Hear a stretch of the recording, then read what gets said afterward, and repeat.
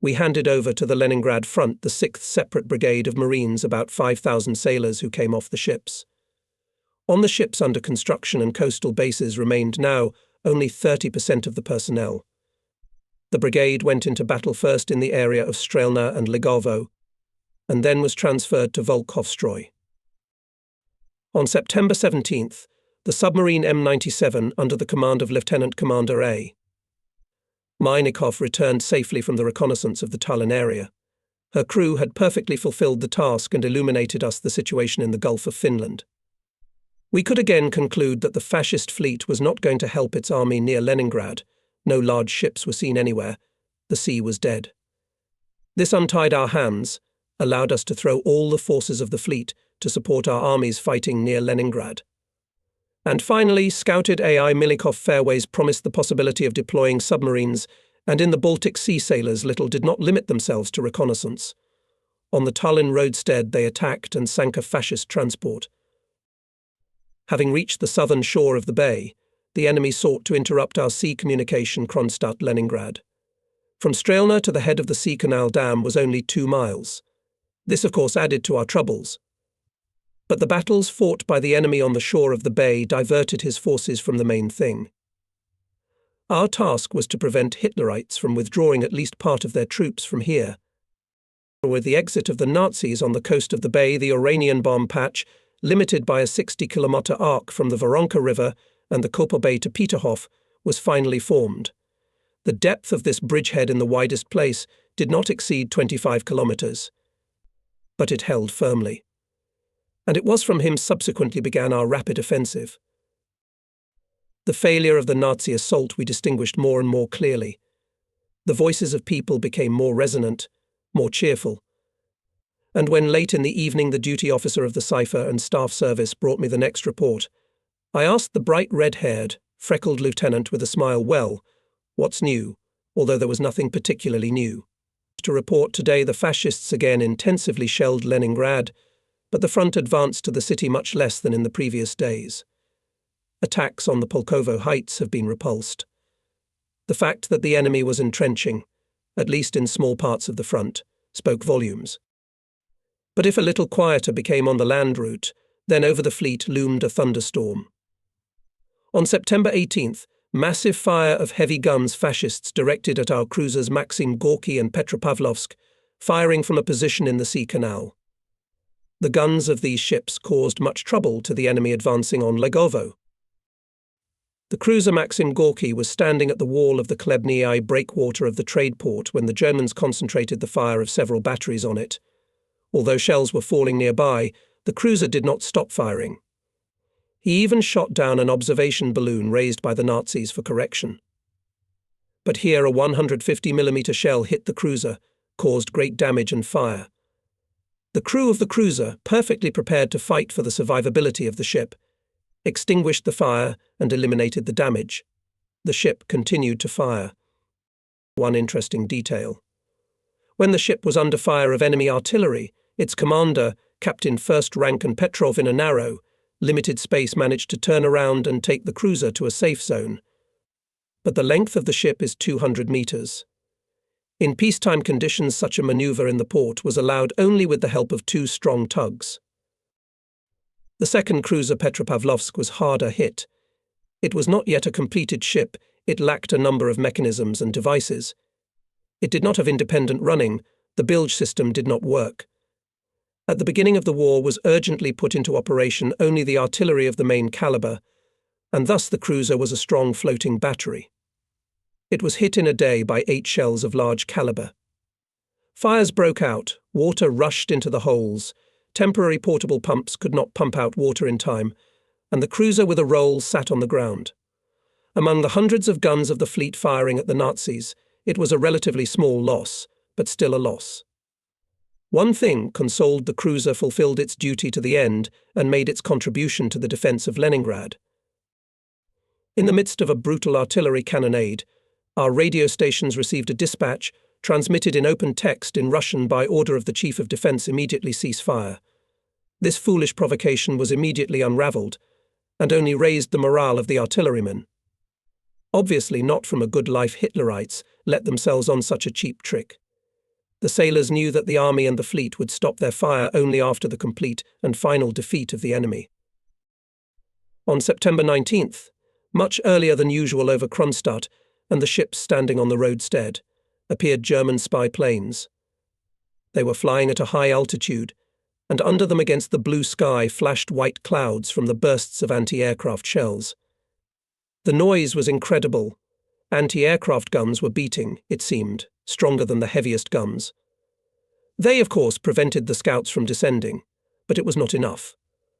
It would be better to shoot down these airplanes, but alas, all the requests of the Korflot to strengthen Kronstadt with fighter aviation have not been satisfied yet. Although the whole course of events showed that the enemy was seriously engaged in the fleet and was preparing for powerful bombing attacks. Behind the scouts soon appeared bombers. From a great height they dropped the first bombs on Kronstadt. The Nazis were aiming at the battleship Murat, which was in the harbour. 4 bombs fell far from the battleship, 2 bombs behind the wall, on the small raid, and 2 bombs in the city, at the summer garden. On the whole, however, the damage was insignificant. No one was killed, or even wounded. The enemy for a long time shelled Oranienbaum harbour from large-caliber guns. Moskalenko lamented. Idiots, and why are they wasting shells? There are no ships in the harbour. 2 divisions long ago in Leningrad only burn all my warehouses and destroy the piers. It really didn't make much sense for the Nazis to shell the harbour, but they didn't know that. Taking into account the tense situation in the Nevskaya Bay, a week ago Komflot ordered to urgently equip piers in Lysynoz for organisation of all necessary transportations along the line Leningrad-Lysyhok-Oranienbaum. This way we now carried out and transportation of troops, and feeding everything necessary Oranienbaum patch, where many units of the 8th Army remained. The engineering department of the fleet built good piers, which were used not only during the German attack on Leningrad, but also later when concentrating troops on the Oranienbaum bridgehead to break the blockade. We did not stop using the sea canal. The fleet headquarters outlined a fairway along the northern shore of the bay for small ships, so that they, travelling between Leningrad and Kronstadt, passed, perhaps, further away from Strilna and Peterhof, where the enemy had already installed guns and searchlights. Since the sea canal was under enemy fire, boats, tugs and small warships heading for Leningrad now entered it by the ship or Petrovsky Fairway, and less often by the Yelaginsky Fairway. Sailors, workers of factories and workshops, and the whole population of Kronstadt was so accustomed to the reports of large raids and shelling of Leningrad, and to the night lights over the city, that the first bombs in Kronstadt did not surprise anyone. Boys collected shrapnel near the summer garden for memory, and climbing into the craters, measured their depth. The rhythm of urban life of the fortress city was not disturbed. The first raid on Kronstadt made us even more closely related to Leningraders. It seemed that some part of the bombs we took on ourselves, and they could fall on the streets of the long-suffering city on the Neva. I called my father on the phone, and in consolation said, "You see, now we are being bombed too, still it will be easier for you there." It was a joke, and no more, because on September 19th, there were 6 air raids and a long artillery bombardment in Leningrad during the day. More than 100 heavy shells were fired on the city, and about 2,000 high explosive and incendiary bombs were dropped. But this raid was not cheap for the fascists. 17 Junkers crashed on the outskirts of the city. Our best hopes were still justified. In the evening we received information from Leningrad that all German attacks were repulsed. Although the enemy furiously rushed forward, the results were deplorable. The wounded beast, bleeding, was rushing in front of the Leningrad stronghold. 300,000 Hitlerites' army is trampled on a place and passes to defense. Not without reason Hitler in those days hysterically shouted Lieb. Out of his mind, is not able to understand and realize my plan for the rapid capture of Leningrad. He is running around with his plan to take the defense in the northwest direction and proposes to develop an offensive in the center towards Moscow. Apparently he is clearly outdated, cowardly and, like a true Catholic, wants to pray to God, not to fight. The point, of course, was not Lieb, but the courage and fortitude of the Soviet people. The troops of the 42nd Army, defending the southwestern and southern approaches to the city, in cooperation with the Baltic Fleet, stopped the Nazis. The front of the army day and night supported 2 line ships, 3 cruisers, a leader and 4 destroyers, 4 gunboats, 12 batteries of medium and large caliber, and all this, combined, amounted to 127 guns. For 10 days of the German offensive, the artillerymen of the fleet fired more than 6,000 shells, and the fleet aviation, supporting our troops, made about 1,300 airplane sorties. Air reconnaissance reported that in the Gulf of Finland and the Baltic Sea, the Germans resumed transportation. Transports go unguarded or with a very weak escort. Apparently, the enemy decided that the Baltic Fleet is firmly locked in Kronstadt and Leningrad. Having carefully studied the situation at sea, the fleet headquarters reported its thoughts to the Komflot. At a meeting with the participation of the leading departments of the headquarters and submarine commanders, Komflot decided to immediately prepare for the campaign for action on the enemy's sea communications 15 submarines for their full autonomy. Submariners met this decision with enthusiasm. No one, of course, did not know when and where the submarines would go, but not to talk about the upcoming campaign, to make it a strict secret, was simply impossible, because every sailor had to participate in the preparation for the voyage. A submarine is a special ship. Here sometimes the fate of the entire crew depends on the skill of each sailor. I remember a case from the pre-war practice when a sailor failed to close the ventilation valve in time, and the boat crashed. Now, on the eve of a big campaign, at party meetings, communists consulted on how to better prepare all the combat stations of the ship to work for a long time in the most unforeseen conditions. Flagship specialists of the fleet headquarters helped submariners as much as they could. Representatives of the combat training department tested the knowledge of sailors' specialists, gave them advice on various occasions. The rear of the fleet supplied the ships with everything they needed, allocated them the best products. General Moskalenko came to the submarine brigade more than once a day and meticulously inquired from the ship commanders, "What else do you need? Have you received warm underwear for everyone? Did you get the smoked meat? Why don't you take herring? It's not a business." And then he'd stop the sailors passing by and ask them, "Does the crew like herring?" "That's right," they answered readily. And the general ordered the commander, Lieutenant Commander Wisniewski, to take herring by all means. 5 submarines were scheduled to go out in the first turn. In the headquarters, they sliced large areas of action, so as not to constrain the initiative of commanders in the choice of courses and in reconnaissance. Were studied and taken into account all the shortcomings in the use of boats for the first 2 months of the war. The positions covered the western, southern and eastern coastal parts of the Baltic Sea, as well as the mouth of the Gulf of Finland and the Tallinn-Helsinki area. The instruction, developed by the operational department of the fleet headquarters, contained instructions on the order of forcing the Gulf of Finland, on the areas to be passed in a surface or underwater position, day or night. The recommended courses were also given. Transitions were to be made in 2 stages up to Lavansari Island. The boats would go under the protection of minesweepers, and hunting boats further on they would go independently, guided by the instructions given to them. There was one more important detail: the submarines were deployed in an echeloned manner. The next submarine left Lavansari Island only after receiving a conditional short signal from the previous boat that it had safely entered the Baltic Sea. In addition to this signal, submarine commanders were ordered to maintain complete radio silence and not to go on the air without instructions. Looking ahead, I note that this signal failed us badly. September 20th, submarines Shh 319 and Shh 320 went to sea. Shh 320 safely reached the southern part of the Baltic Sea, but its signal we did not take, and this delayed for several days the output of the rest of the boats. While the fleet headquarters was in a very upset feelings, the commander of the Shh 320, Lieutenant Commander Wisniewski, sank a large transport. The fascists panicked who could sink their ships in the deep rear. We learned about it from the press of neutral countries, which teased the domination of the Germans in the Baltic, assuring that the southern Baltic swarms Soviet submarines. Shh 320 safely returned to base, and then it turned out that the headquarters did not receive a timely signal from her for technical reasons, completely independent of the submariners.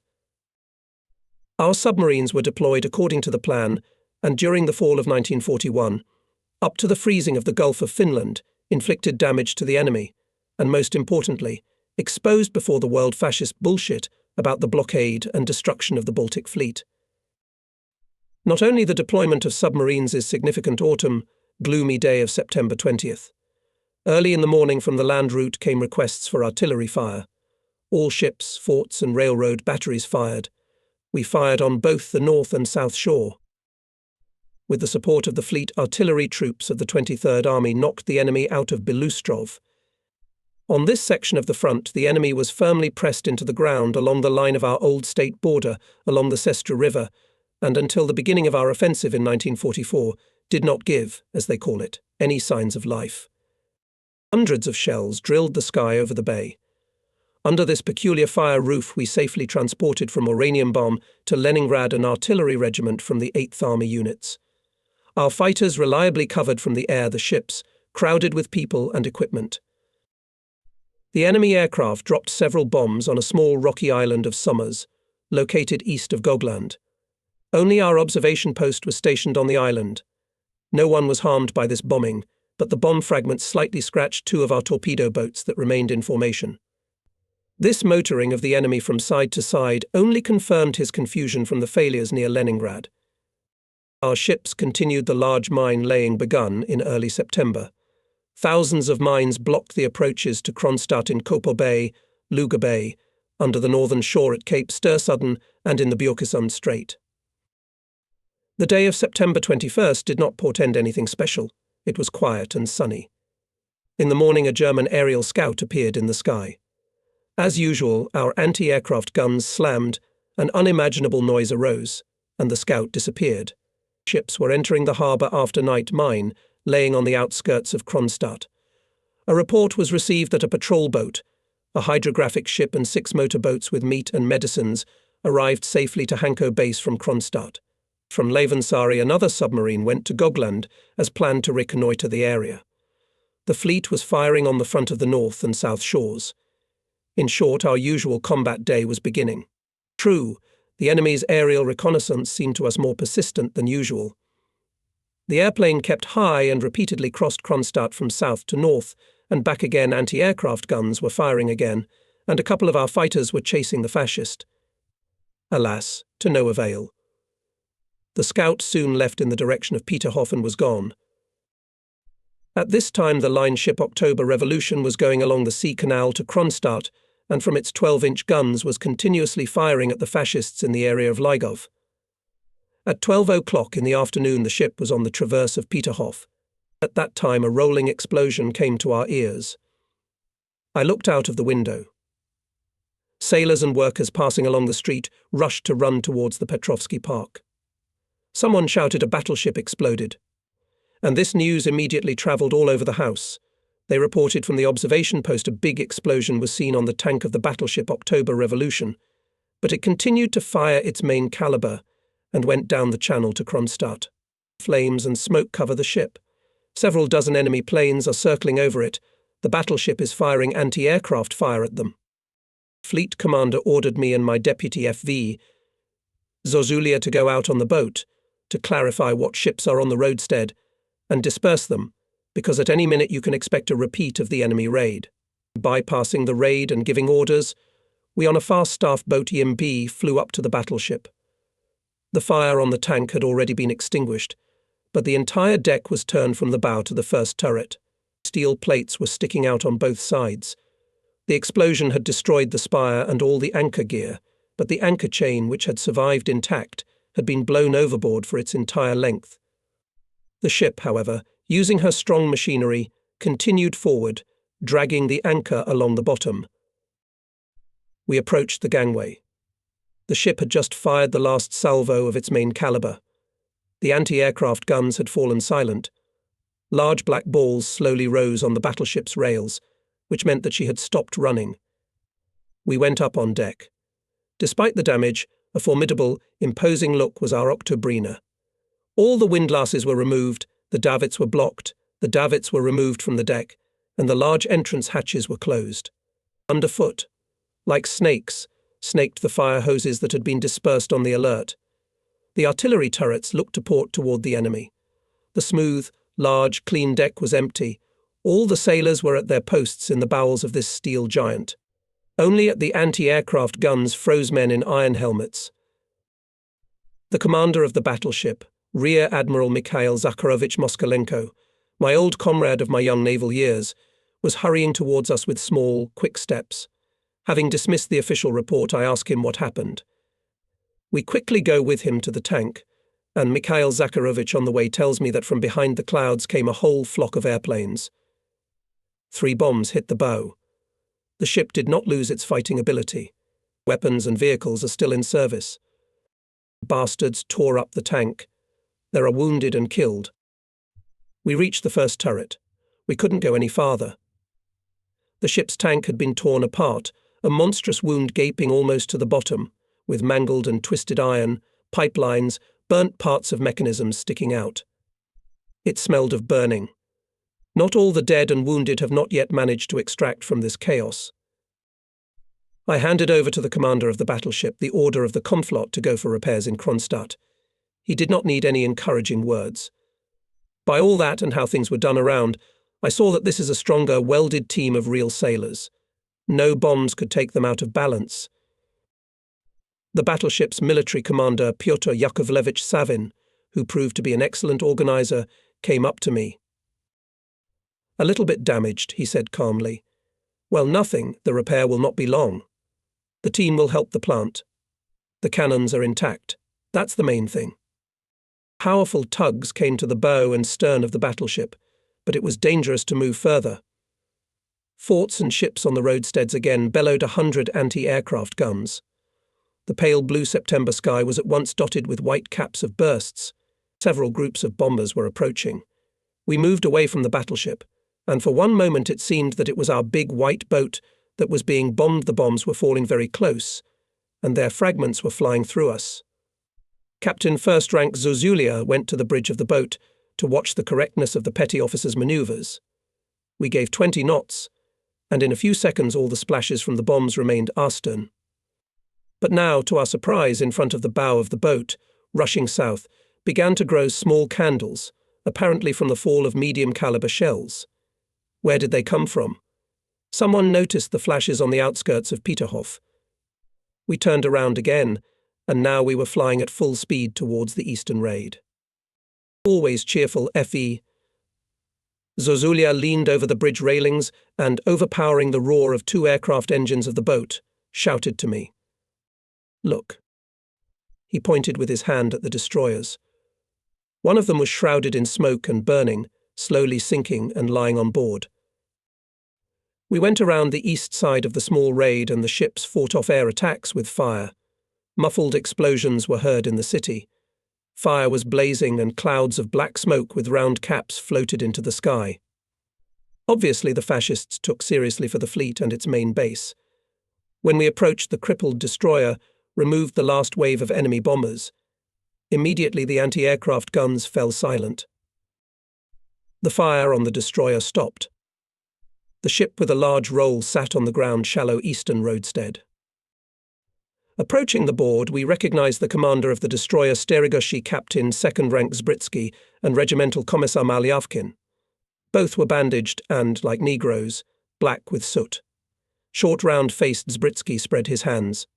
One big bomb straight into the ship. That's all. We understood what tension these modest people experienced, seeing the death of their native ship.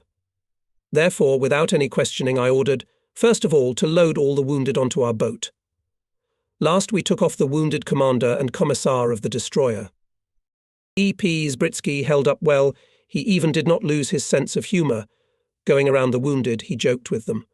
Half jokingly, half seriously, Zbritsky pointed at the small mast of the boat. "We are sailing under the flag of the Komflot. It's a great honour for us," and winked slyly at me. I looked and froze. Indeed, on the mast fluttered a scarlet flag with 3 white stars arranged in a triangle. I note that in the Navy every senior chief has his own flag.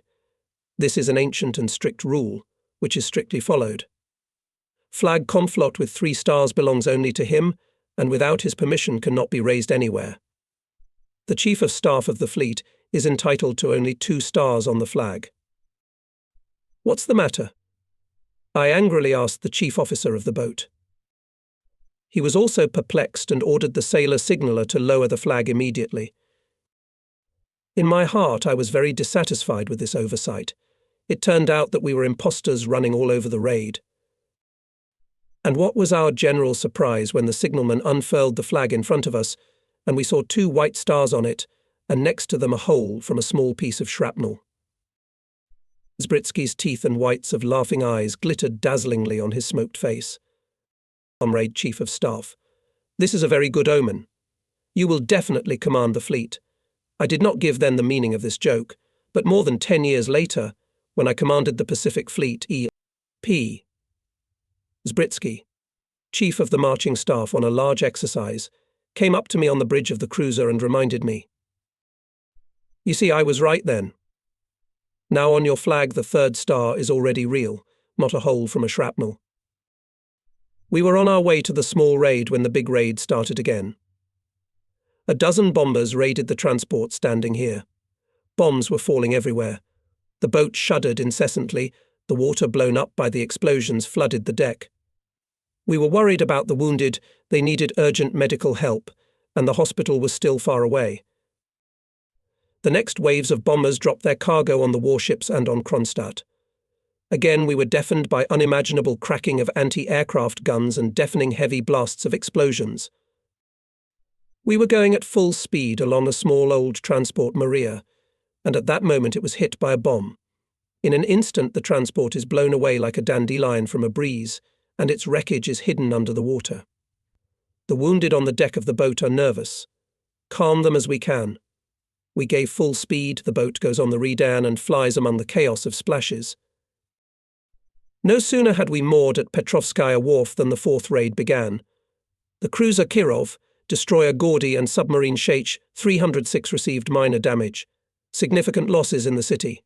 Many wounded and killed in the factory, on the streets, in the coastal marine units. In the evening, compiling a detailed report on air raids, I spoke with the head of the rear of the fleet, General Moskalenko. Mitrofan Ivanovich was obviously upset. His farm had suffered great damage. Fascist bombs destroyed the factory of artillery instruments, warehouses, set fire to oil tanks. Fires covered 10 houses. All night the fire was fought with fire. Sailors rendered assistance to the victims, saved the fleet property. The naval hospital was especially damaged. According to all the data, it turned out that the fascists were aiming at it on purpose. In one day, 180 enemy planes raided Kronstadt and ships. This had never happened before. German losses 10 bombers. Although we had only 5 fighter planes, pilots Kostylov, Yusichenko, Tikichov, Rudenko and Elvov bravely entered the battle, and in front of the whole fleet shot down more than 1 Junkers. The casualties on shore could have been immeasurably less if the Air Defence Service, the system of shelters and warning were at the proper height. And here there was a lot of disorganization. During the raids, crowds of Gurkhas stood at street intersections and watched the bombs fall. Komflot again appealed to the commander of Len Front with a request to strengthen the Kronstadt naval base with fighter aviation, but unfortunately we were again refused because the air raids on Leningrad did not stop. By evening the anti-aircraft guns were silenced, but the rumble of cannonade was still in the air. Battleship Marat, cruiser Kirov and forts were firing methodically at the fascists. Under the rumble of cannonade our toilers of the sea, fast hunting boats, having taken a new stock of barrage mines, with the onset of darkness went to the west. For the second time they bravely and boldly, under the very nose of the enemy put their deadly balls in his rear, on the fairways of the Vyborg Bay. The port of Vyborg was thus closed for military transportation of fascists. This we reliably strengthened our northern flank of the sea defence of the approaches to Kronstadt. The night was cool and starry. We were sitting in the headquarters garden. Our working day had not ended. Assistant Chief of Staff Captain First Rank V. F. Cherney often came up and reported on various requests from institutions and units. Some asked for a team of sailors to replace those already working on excavation of collapsed houses. Others asked to send sailors to clear the rubble formed in the streets. During the night, it was necessary to restore at least elementary order in the city. People were exhausted. We had no experience in reconstruction work at that time. Always collected, cheerful VF. Cherney received instructions from Conflot and left to pass them to the units. In the darkness, we heard a loud bass. "Where is Conflot?" The assistant on duty at headquarters' small, darkened flashlight illuminated the figure of General Moskalenko. He came to report how friendly, assertive people were working at the factory of artillery devices, clearing the rubble, saving the equipment. They are dead tired. It is necessary to help them urgently. When he heard that he would be assigned sailors, the general thanked him and disappeared into the darkness. Already from afar came his indignant voice. "You can't see a damn thing." This is not the case. We should whitewash the stones on the side of the path and install blue lanterns. Our head of the rear everywhere and always remained a caring, and therefore picky master. Reports came in. Orders were given, their fulfillment was checked.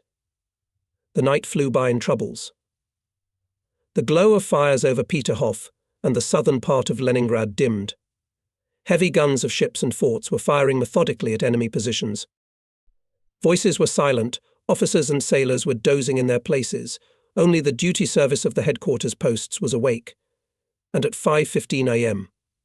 the harbour was again filled with the sounds of the air alarm, played on dozens of horns to the accompaniment of the bells of the loud battle. On the radio carried two menacing words: air alarm. Air alarm. Everyone was on their feet. The fortress was bristling with the barrels of anti-aircraft guns. A few rare, as if embarrassed, shots timidly sounded in the cool morning air. The Nazi scout passed high and quickly disappeared. The day began quiet and clear. Another raid was to be expected. Conflot ordered to warn all anti-aircraft batteries and ships on the raids, as well as our fighters at the airfield Bull's Field, located outside the city in the western part of the island of Kotlin, to be in constant readiness. The air alert was sounded soon enough, and our usual scabby business resumed.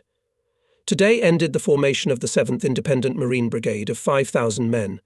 Colonel T.M. Parafilo, who in Tallinn headed the 1st Marine Brigade, took command of the brigade. Experienced political worker Regimental Commissar Greatchev, who had distinguished himself in the war with the White Finns, was appointed military commissar. The brigade was sent near Leningrad to the positions near the Izhora River and successfully acted together with the 55th Army. Together with this brigade, more than 80,000 envoys of the fleet fought on the land route.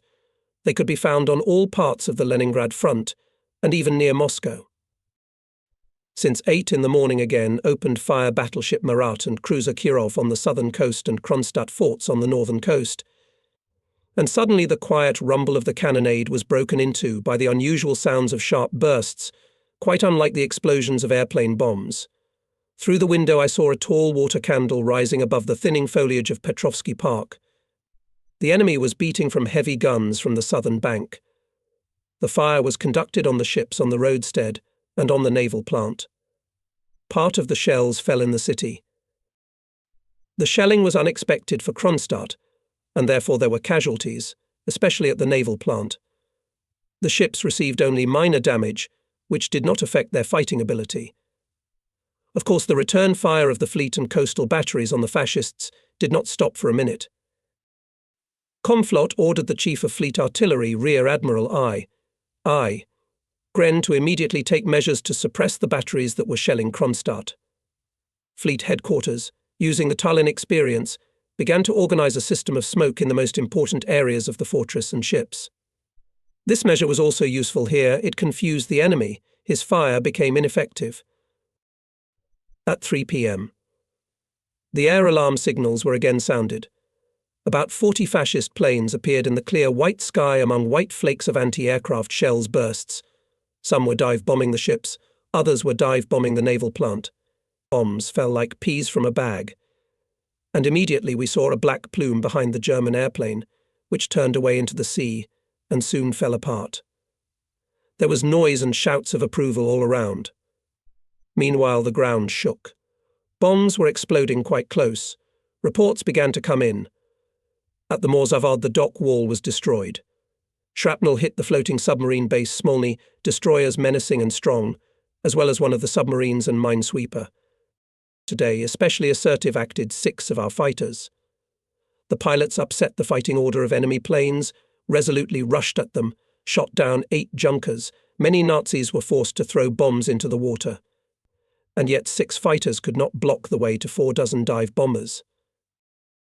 Immediately after the alarm went off, the dangerous and arduous recovery work in the fortress began.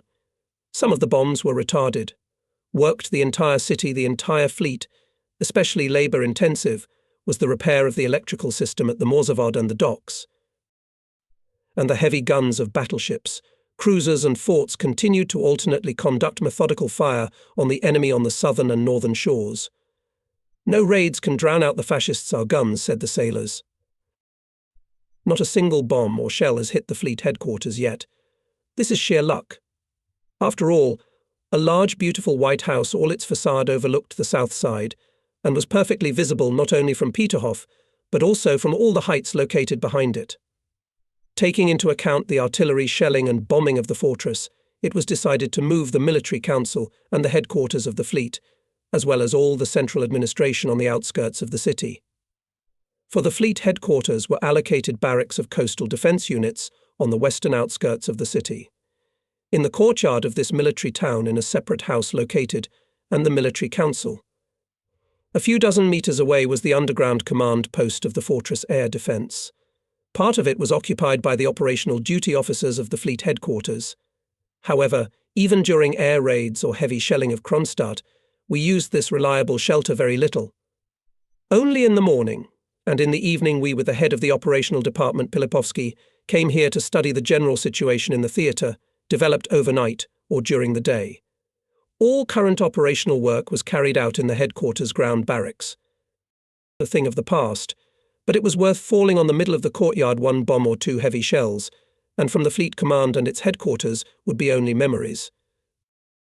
Unfortunately, unnecessary dash was characteristic at first even of large military chiefs. So our old headquarters house at the Italian pond finally emptied, and the next day its walls were first wounded by shrapnel bombs and shells. Most of the windows were blown out by the blast wave. It must be that the owners had left in time. I accidentally met the writer Vsevolod Vishnevsky near the house. He was carefully counting the number of hits and concentrating all this in his notebook. September 23rd, 1941 is marked in my diary as an unprecedentedly hard, truly tragic day of our existence. It was not by chance that this short, heart-wrenching entry was born. Such days leave a strong notch in the memory for life. It is again a wonderful, quiet, sunny morning of golden autumn. The air is fragrant and fresh. I said quiet morning, for we paid no attention to the incessant cannonade of the heavy guns of battleships, cruisers and forts. It would have seemed simply strange if it had not been heard. I do not know whether in response to our fire or independently of it, but the enemy began an intensive artillery bombardment of the city, mainly of the naval factory and the ships on the raids. We were putting up smoke screens, the Nazi fire was thinning. In contrast to the usual did not appear air reconnaissance. Rear Admiral I. Gren calls from Leningrad, checking and clarifying what ships and forts are firing. Taking the opportunity, I ask. How are things in Leningrad? Thank you, fine. The ships in the Neva are firing. Now began a strong counterfire on the city, especially the trade port and the cruiser Maxim Gorky. There has already been 1 air alert. We expect more raids. And how are things at the front? Apparently they've stopped. We're taking out all his heavy batteries. But he's still trying to attack, flailing about. Ivan Ivanovich's voice is much more cheerful than before. After the conversation with Gren, I reported to Komflotu morning situation in the theatre, received his instructions, but Vice Admiral detained me. I will still achieve fighter aviation for Kronstadt, he said decisively. Go now to Bull's Field and check whether it is ready to receive fighters and accommodation of pilots. I handed over the current documents for execution to the head of the operations department, and myself on a small Olympic went to the airfield. It was located outside the city, in the western part of the island, which before the revolution was a dacha. There had never been an airfield there before. The war forced it to be created. We drive slowly. Asphalt sidewalks did not exist in Kronstadt then, and the streets paved with large cobblestones were in bad condition. In the vicinity we hear heavy bursts, the car shudders a little, the young driver sailor Moiseev is visibly nervous, looking around, fearing how not to get under a German shell. As soon as we left the city, I see one by one our air forces, all 6 fighters, are rising up. Apparently an air raid, says to me Adjutant Lieutenant Petukov.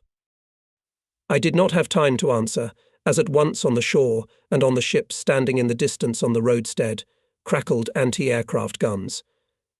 The sun was blinding my eyes, and the Nazi planes were not yet visible, although I had a premonition that most likely they would appear from under the sun. And so it happened. Another 2 or 3 minutes passed, and several dozen bombers appeared in the sky between the white clouds of anti-aircraft gun bursts. By the sounds of explosions, and by the thick black smoke, I realized again they were bombing the naval hospital and the naval plant. And the chauffeur nods towards the sea. Look, Comrade Admiral, what big candles over there, away from the grand raid. At full throttle we flew into the airfield. At the command post, the duty officer reported up to 40 dive bombers over Kronstadt. We are watching them. 2 junkers turned away into the sea and with black smoke burning crash into the water. Duty officer, with a triumphant look, reports that both planes are shot down by our fighters. The ground continues to shudder. Bombers come in waves as soon as one group of planes bombed off.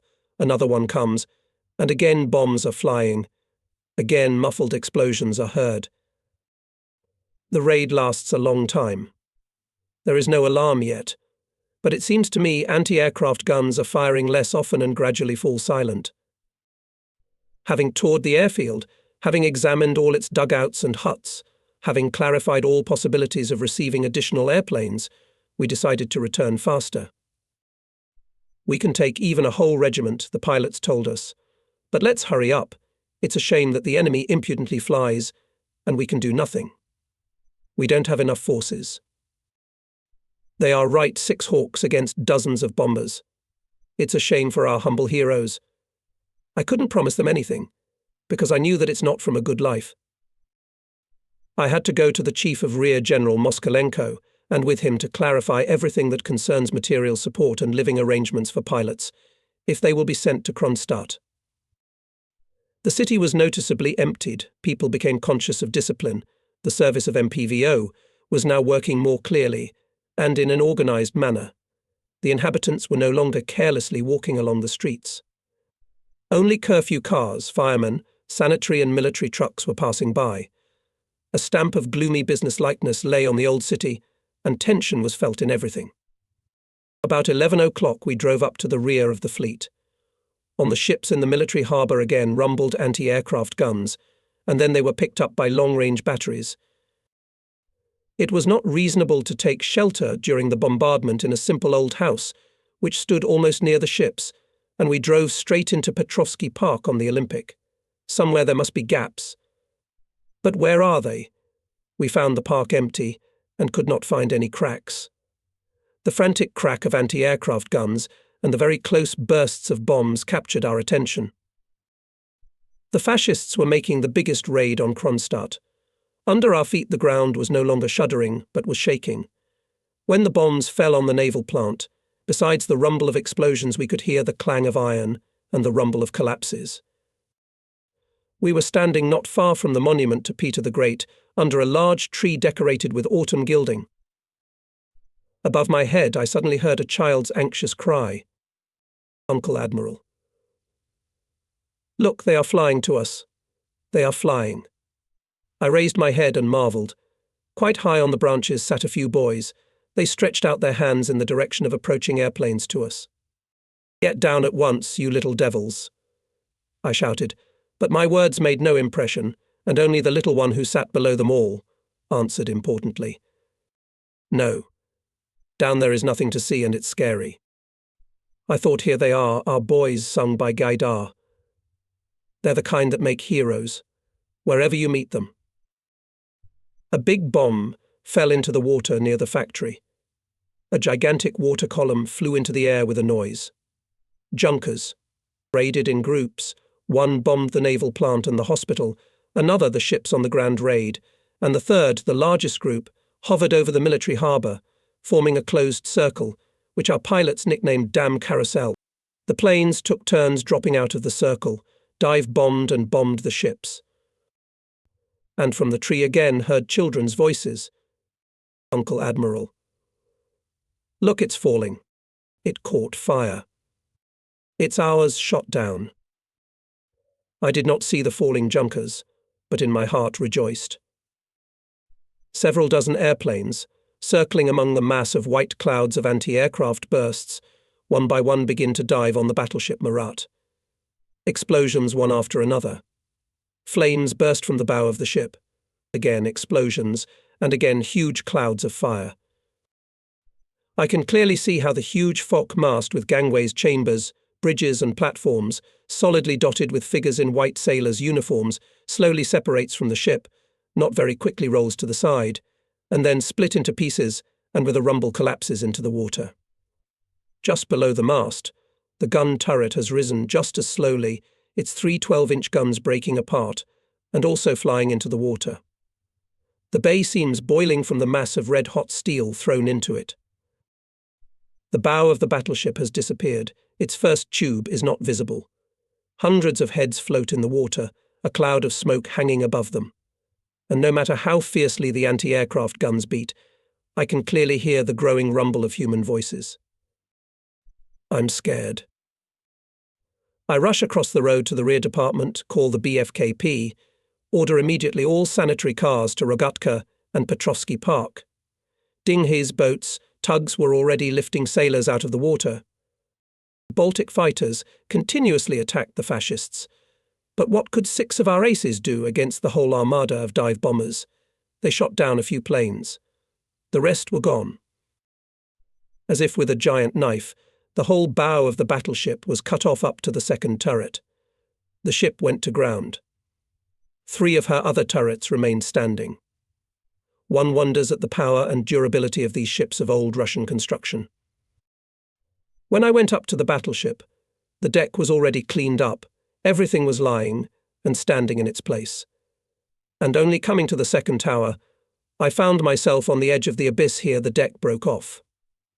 There was no ship beyond that. I was standing above a vertical wall. It seemed that you could see the ship in a section, and ahead the sea. Looking ahead, I will say that in a few days the guns of the second, third and fourth turrets of the Marat again crushed the enemy, and the sailors wrote on the shells with chalk for the wounds of our ship. In my youth, since 1921, I sailed for several years on the Marat as a senior navigator, and now it was hard, very hard to see the maimed native ship.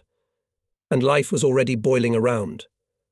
The endurance and organization of 1,000 people of the battleship did not shake. About 200 commanders, petty officers and sailors were wounded and killed. Killed and the commander of the ship, a fine sailor, Captain Second Rank Ivanov. He was on alert in the forward-fighting deckhouse, and here death caught up with him. We were returning to the command post. We had to bypass deep bomb craters. The streets were covered with heaps of rubble. In some places water pipes were broken and fountains of water were rising from the ground. The naval plant and the hospital, shrouded in flames and smoke, made a terrible impression. The raids of dive bombers with small intervals continued all day and evening. Far past midnight we summarized the rather sad results of the day and prepared a report to the headquarters of the Len Front and to Moscow. Conflot pedantically and consistently questioned pilots and commanders of air defense why almost immediately after the air alert signal bombs fell on the ships. What is it, Prolop? Observation or something else? Interrogated the admiral. It turned out that the enemy used a clever tactical technique. Airplanes flew from our own airfields, now occupied by the Germans. They first went to Peterhof, then sharply changed course, turning to Kronstadt. The distance from Peterhof they flew in minutes, and suddenly found themselves over the city and ships. This explains that the air alert was announced only 1 or 2 minutes before the bombing. On September 23rd, and during the night of September 24th, only 272 dive bombers raided Kronstadt. The naval factory and the naval hospital were badly damaged. There were hits in the minesweeper Oka, in the destroyer Grozny. 200-kilogram bombs exploded on the cruiser Kirov. However, all ships remained in service. Worse was the case with the leader Minsk. He sat on the ground, fortunately, in a shallow place. Wrecked transport and one submarine, standing in repair. Our pilots and anti-aircraft gunners shot down 14 fascist bombers. Air raids on Kronstadt did not suppress the fire of forts and ships. Our shells flew at the enemy. At night, when there was a lull, I talked on the phone with Rear Admiral Gren. "How are things in Leningrad, Ivan Ivanovich? And what's going on in Kronstadt?" I told him about our events and asked him, "And why over Leningrad again the glow?" The Admiral replies sparingly, "Today is a record day, 11 air alerts. One of them lasted 7 hours. I think they hit the Gostiny Divor, the bastards, but the ships were not damaged." Yes, it seems that September 23rd was equally hard day of the war for Leningrad and Kronstadt, and yet the enemy did not break the tenacity of the defenders of the city of Lenin, did not destroy our fleet, and did not undermine the morale of sailors. After all that happened, the 6th Air Defense Regiment with 60 fighter planes immediately arrived in Kronstadt. We were unspeakably happy about it, but somewhere in the depths of our hearts there was a feeling of annoyance. If only the Hawks had arrived earlier. At the operators of the fleet headquarters in those days came into use joking expression fire. It meant that their superiors ordered to stop any current work and to throw all their energies into solving a new task. It should be performed urgently, immediately, out of turn. The head of the operational department gathers all his assistants and half jokingly, half seriously announces, "Comrades, another fire. No one is grabbing for minimaxes. Everyone understands that the started work should be stuffed into safes and wait for new orders. And this notion is by no means local Baltic. I heard the word fire half joking, half skeptical in headquarters in the north, on the Black Sea, on the Pacific Ocean, and even in Moscow. We received information that in the vicinity of the Swedish island of Öland in the Baltic Sea detected going full speed northward fascist line ship Tirpitz with destroyers and torpedo boats. None of us in the headquarters was not surprised or concerned. Our radio reconnaissance was ordered to follow the movement of the battleship, and that was all we thought it necessary to do for the time being. But the High Command looked at the matter quite differently, deciding that the battleship goes not just to the north, and in the Gulf of Finland in order to defeat our front and the fleet near Leningrad. Therefore we were ordered to take immediate action, make a plan to repel the enemy attack, and hastily deploy all the forces of the fleet. When I called the head of the operational department and announced it to him, Grigory Efimovich Pilipovsky looked at me with big eyes. "Is it serious? You are not joking?" "Unfortunately, I'm not joking," I replied. "Call the officers, bring the map urgently. We will make preliminary calculations and report to the Komflot." Pilipovsky did not leave. "What is not clear to you?" I asked. Grigory Yefimovich frowned. "Comrade Rear Admiral, the entire Gulf of Finland, and especially its eastern part, mined that soup with dumplings. We put 10,000 mines, but the fascists poured more than 1,000. Our batteries on Hanko, Odensholm, on the islands and on the southern coast near Oranienbaum are in full combat readiness. Will the battleship Tirpitz go into this thicket? What does it want here? It would be suicide for him to come here." I interrupted Pilipovsky. "You're absolutely right. Let's not argue. In Smolny the decision to deploy the fleet has already been made, and if so, our business with you to fulfill. All the better if the fascist battleship will get to us in the eastern part of the bay. It's a sure death for him." That was the end of our conversation. And further in the headquarters began operational fire. The commander of the squadron, commanders of submarine brigades and torpedo boats were urgently summoned to Komflot. The plan to repel the attack of the battleship had to be drawn up today, and in the evening Komflot supposed to report it to the military council of the front. The work boiled over. Various calculations were made on the map, orders were drawn up. We did not pay attention to the intense enemy fire, to air raids, 3 times repeated throughout the day. By the way, this time only single airplanes broke through to the ships and the city. The raid was ineffective for the Germans. Most of the bombs fell into the water without harming us. Our fighters were now more numerous, and they were excellent in aerial combat, having shot down 2 enemy planes. So the plan to repel attacks Tirpitz was made. Based on the decision of the commander of the fleet, began to deploy forces. On the radio transmitted the order to bring to combat readiness batteries Island Osmasa and Hanko. Torpedo boats were sent to General Kabanov to reinforce the Hanko naval base. 4 submarines went to positions in Narva Bay and on the western Gogland pleasure. 2 submarines on Gogland Island were on hourly readiness to leave and 3 on Levensari Island. The destroyers and 6 submarines at Kronstadt made up the Komflot reserve, being also on hourly readiness. The leader Leningrad, with a detachment of torpedo boats, stood in readiness for departure on Levensari Island. An ambush of torpedo boats was organized on Bolshoi Tutas Island. In addition, the headquarters of the Lenfront allocated bomber aviation.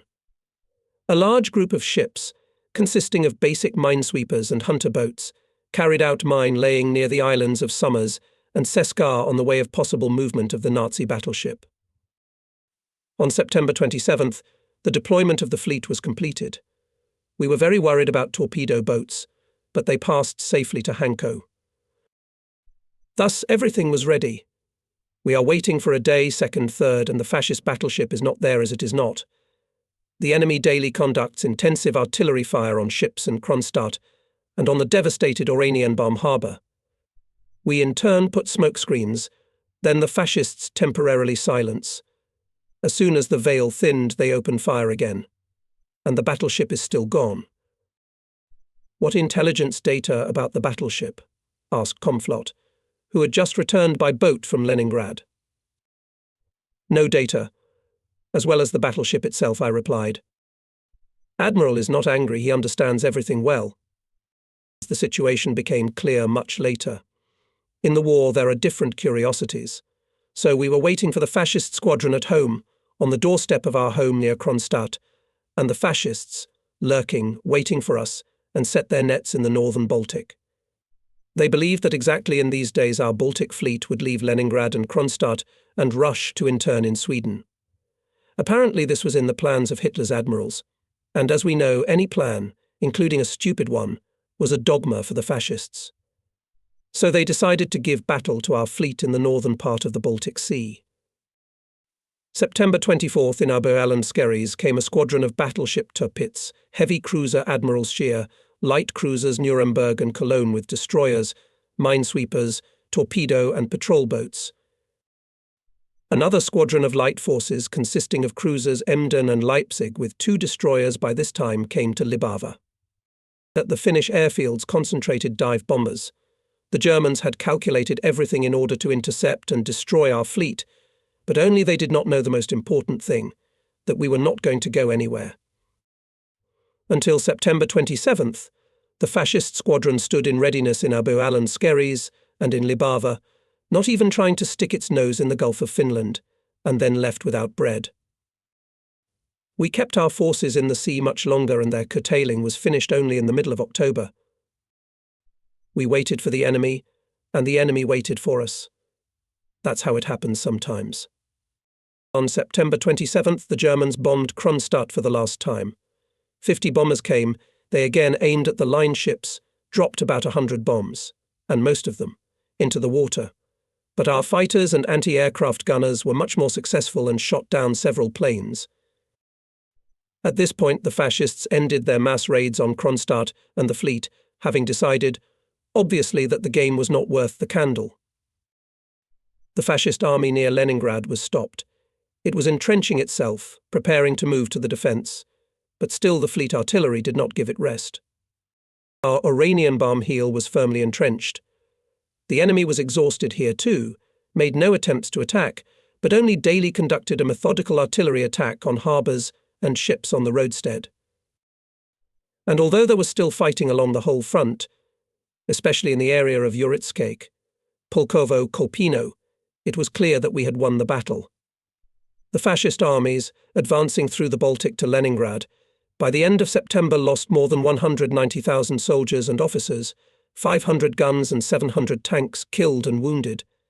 A significant share of these losses inflicted on the enemy, the fleet could rightfully write on their own account. Our joy was overshadowed by reports from the island of Sarima. The enemy pressed our units that had retreated to the Sierv Peninsula. The German fleet shelled their positions from the sea, aviation bombed from the air. The Baltic held on. They were encouraged by the fact that in our hands remained the island of Dago with all the batteries and a strong garrison. The defenders of the Sierv Peninsula defended every metre of land and dealt crushing blows to the enemy. On the morning of September 27th, an enemy auxiliary cruiser and 6 destroyers entered Lubei for another bombardment of our positions. The fascists apparently thought that they would not meet any opposition, so the cruiser calmly anchored, preparing to open fire. The destroyers, however, kept on the move morosely. Our batteries from Sierv and Rahust, ahead of the enemy, the first to open fire. At the same time rushed to attack a detachment of 4 torpedo boats under the command of Senior Lieutenant V. P. Gumanenko. P. Gumanenko. The enemy aviation tried to sink the Soviet boats, but our fighters came to their rescue. There were only 2 of them, but they were controlled by fearless and skillful pilots. The Nazi attack planes fled in disgrace.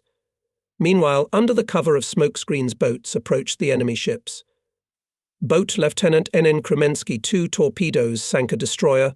Lieutenant B.P. Ushchev 1 torpedo hit the cruiser, another in the destroyer type Hans Ludman, without a miss hit, and Chief Petty Officer V.P.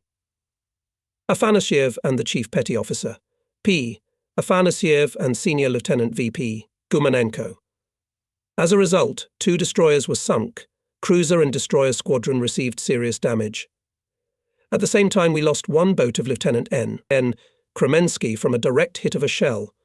Its crew, except for 1 sailor, was rescued by the boat of Lieutenant B.P. Ushchev. Covered by smoke screens, the torpedo boats returned safely to their base. This great victory raised the morale of our garrisons on the islands even higher. In the most difficult days of the September battles near Leningrad for us, healing balm were invariably cheerful reports of Lieutenant General S.I. Kabanov from the peninsula. I. Kabanov from the Hanko Peninsula. The glorious defenders of Red Gangot under the leadership of General S.I. Kabanov and Military Commissar A.L. Raskin fought bravely and assertively. Reports from Hanko were brief, clear. Sergei Ivanovich Kabanov and his closest assistants understood perfectly well the general situation in September, and in their telegrams reported everything that could interest us, but did not ask for any help. The garrison of Hanko kept the enemy in the utmost tension.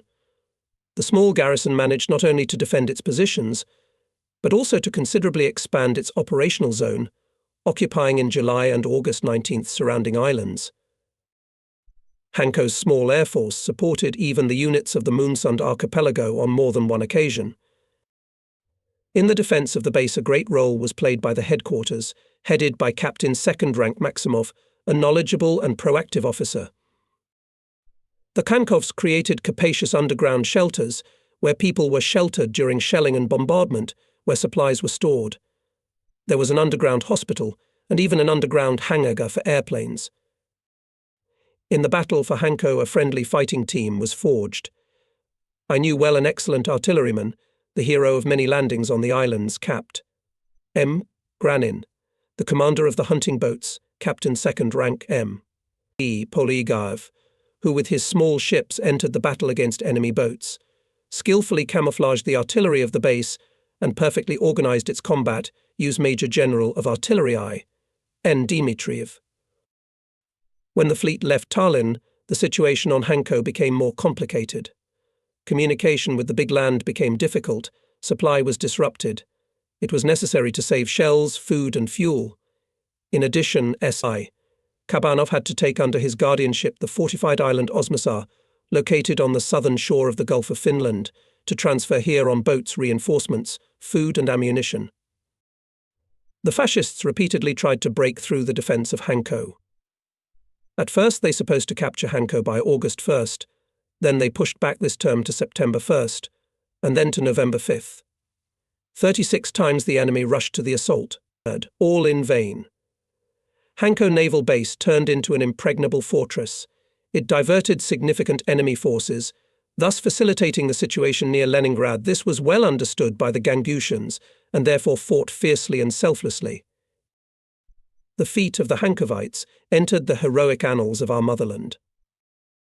Decades will pass, wrote the defenders of Moscow to the Gangutians, and mankind will not forget how a handful of brave men, patriots of the Soviet land, not retreating one step before the numerous and heavily armed enemy, under a continuous barrage of artillery and mortar fire, despising death in the name of victory, was an example of unprecedented bravery and heroism. Great honor and immortal glory to you, heroes of Hanko. Our intelligence found out that Hitlerites took their 41st Tank Corps from near Leningrad to the Moscow direction. The commander of the Leningrad front decided to take advantage of this to try to break the blockade of the city. In the area of Nevskaya Dubrovka, it was planned to force the Neva River, capture a bridgehead on the left bank, in order to advance from here to Sinyavino with subsequent access to the station MGA. The task was not easy. The troops had no experience in forcing the water barrier, and the width of the Neva in that place about 600 meters. The enemy occupied a steep, precipitous bank, and our bank was flat, open, all viewed and shot. For the crossing required a large number of means of crossing. We received an urgent task to deliver them to Nevskaya Dubrovka. We must pay tribute to the headquarters of the naval defense of Leningrad and the rear of the fleet. In one day they managed to deliver hundreds of boats and dinghies to the place of crossing. In those days the sea defense of Leningrad was commanded by Rear Admiral F.I. Chelpanov. The Chief of Staff was Rear Admiral V. Atrovsky. They managed to inspire and lead their subordinates to the feat. To Nevskaya Dubrovka stretched a string of trucks with dinghies and boats, formerly belonging to Leningrad rowing clubs and boat stations. Many of them did not reach the crossing, were covered by enemy fire on the shore. But most of them still reached the target. On September 20th, after an artillery preparation, the 115th and 86th Infantry Divisions and the 4th Independent Marine Brigade began to force the Neva River. The fascists fiercely resisted. Their mortars were hitting at point-blank range at the crossing troops. But our troops seized the bridgehead and expanded it to 900 meters in depth and up to a kilometer along the front. To develop the offensive infantry needed artillery and tanks. They couldn't be ferried on boats. How can we do it? We formed a special detachment of sailors under the leadership of Captain First Rank F.V. Zozuli, who were instructed to help in the crossing of equipment. 2 days later I went there to see how it was going. Already a few kilometers before the river I had to get out of the car and move in shifts so as not to get under a German mine. The village was destroyed. I found F.V. Zozulia at his CP in a dilapidated house. Fedor Vladimirovich was glad to see me. He told me that our units were firmly entrenched on the other bank. Hitlerites do not manage to throw us into the river. But ours can't move forward without tanks and artillery, and the crossing of heavy vehicles and guns is not yet possible. The enemy is hitting with direct fire. And as if in confirmation of these words, somewhere very close exploded several mines. However, let's go to the shore to the observation point. You will see for yourself, proposed Fyodor Vladimirovich. Running from one ruin to another, we approached the river. I saw the opposite high bank of the Neva. There were piles of dinghies lying under the cliff. Both whole and broken sailors were hiding behind the sandy slopes, waiting for the signal to start their next dangerous voyage. Zozulia showed his hand. Here is our navy beach. I looked at the shoreline, ploughed by shells. The enemy fired at anyone who showed up here. Yes, it was possible to prepare the crossing only in the dark. The Lenfront headquarters had sent here not only us sailors, but also underwater specialists and even Metrostroy engineers. F.V. Zozulia led me to a large dugout where clouds of tobacco smoke hung and a heated argument could be heard. It was about the same how to transport tanks. A pronovci offered to stretch steel cables and use them to drag the car along the bottom. And the metro construction workers undertook to dig a tunnel under the Neva. When we arrived, they all turned to us almost in unison. "What do the sailors say?" We looked at each other. We ourselves had no clarity yet. We knew one thing: neither the cables thrown across the Neva, nor the tunnel under the river we cannot do. Zozulia spoke with conviction. Tanks can be transported only on pontoons or on large rafts. Someone in the depths of the dugout objected. "We've already tried it. It doesn't work." But what could be offered, having nothing at hand but dinghies and boats? Captain First Rank Zozulia and his detachment have already done a lot. Sailors organized the transfer of reserves to the bridgehead and the removal of wounded from the left bank. The crossing worked, despite the furious enemy fire. Sailors, standing waist-deep in cold water, helped under fire to quickly load dinghies and plashkovits, ferried them to the left bank. Calm, precise work of sailors raised the morale of soldiers, convinced them that the patch is constantly connected with the rear. On the way back, already in the car, I thought, where else can we get watercraft with reliable motors and where to get replenishment for our crossing? Unfortunately, we did not have enough forces to develop the offensive from the occupied bridgehead. However, the battles at Nevskaya Dubrovka were of great importance. They showed that we still had some powder in our powders. The fascists suffered huge losses. They realized that neither here nor on other parts of the front near Leningrad they will not rest. The heroic deeds of our paratroopers will always remember the sandy shores of Nevskaya Dubrovka. Late in the evening by boat we were returning to Kronstadt. In peacetime I loved quiet evenings and the sleeping surface of the bay. Glowing buoys winked around. The white and red lights of Kronstadt lighthouses shone ahead. Behind the stern was reflected in the water bright electric light of Leningrad. It was very different now. The impenetrable darkness hid Leningrad. Above the southern shore, in the areas of Strelna and Peterhof, fires were blazing. Sharp as a sword, the beams of German searchlights were scouring the water. Somewhere ahead lurked Kronstadt. Only by the flashes of heavy guns could be judged about the proximity of our fortress. I was summoned to the Smolny. In the shelter on the Leningradskaya wharf of Kronstadt we waited for a long time when the artillery bombardment would end. But the Germans stubbornly beat on the eastern roadstead, where there were several warships. Our patience ran out, and we on a boat at full speed jumped out from behind the burned pier. The snow-white staff boat, of course, immediately attracted the attention of the enemy. A few splashes surged off the starboard side. Its underflight. We turned to the north, and at 20 knots speed ran away from the firing zone. Everything is familiar to me in the Neva Bay. Even as a boy I went on a dinghy all over the Markizova puddle. The foreman of the boat asked which way we would go. The sea channel and the ship's fairway are under fire.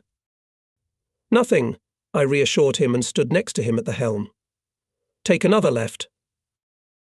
We were running along the northern shore of the Neva Bay. On the right, on the shore of Peterhof, the Grand Palace was burning. Where Alexandria used to be, only a dilapidated tower now stood. It was hard to believe that the Germans were in Peterhof and Strelna. We entered the Neva by the Petrovsky Fairway. I had not been in Leningrad for about a month, but how much had changed in that time? It was hard to look at my hometown, where I was born and grew up. The streets smelled of smoke. People were concentrating on dismantling the ruins of houses and removing the victims of the recent raid. Particularly tragic impression was left by the houses where only one wall had collapsed, and on all floors, as if for show, there was furniture, pianos in the rooms, shrunken paintings hanging, and the remains of a chandelier swinging on a wire. And in one apartment a murdered woman lay on the carpet, hanging as if over the abyss. Moisaev, the chauffeur, a young sailor, scowled angrily and muttered incessantly.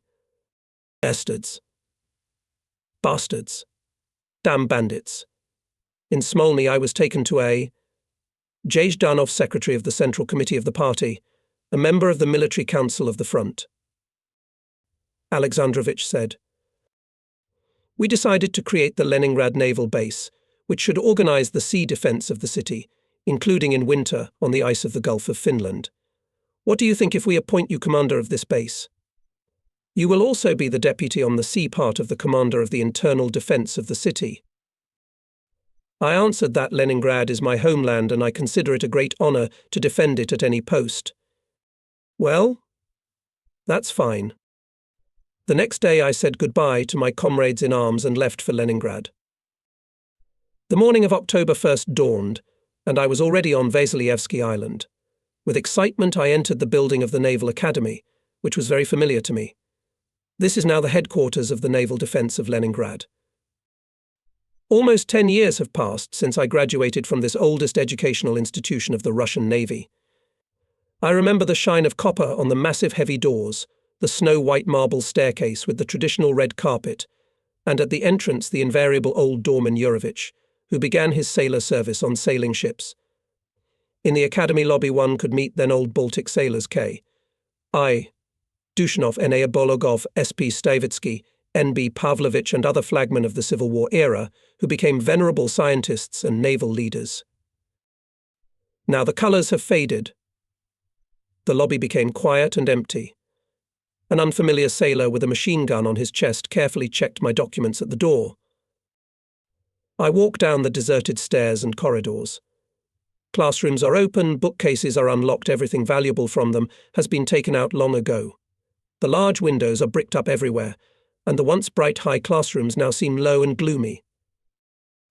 I met Sailor Yurovich, our old janitor, in one of the corridors. He was sweeping the classroom in a worn-out navy coat, muttering something complacently to himself. We met like good acquaintances and talked about military affairs.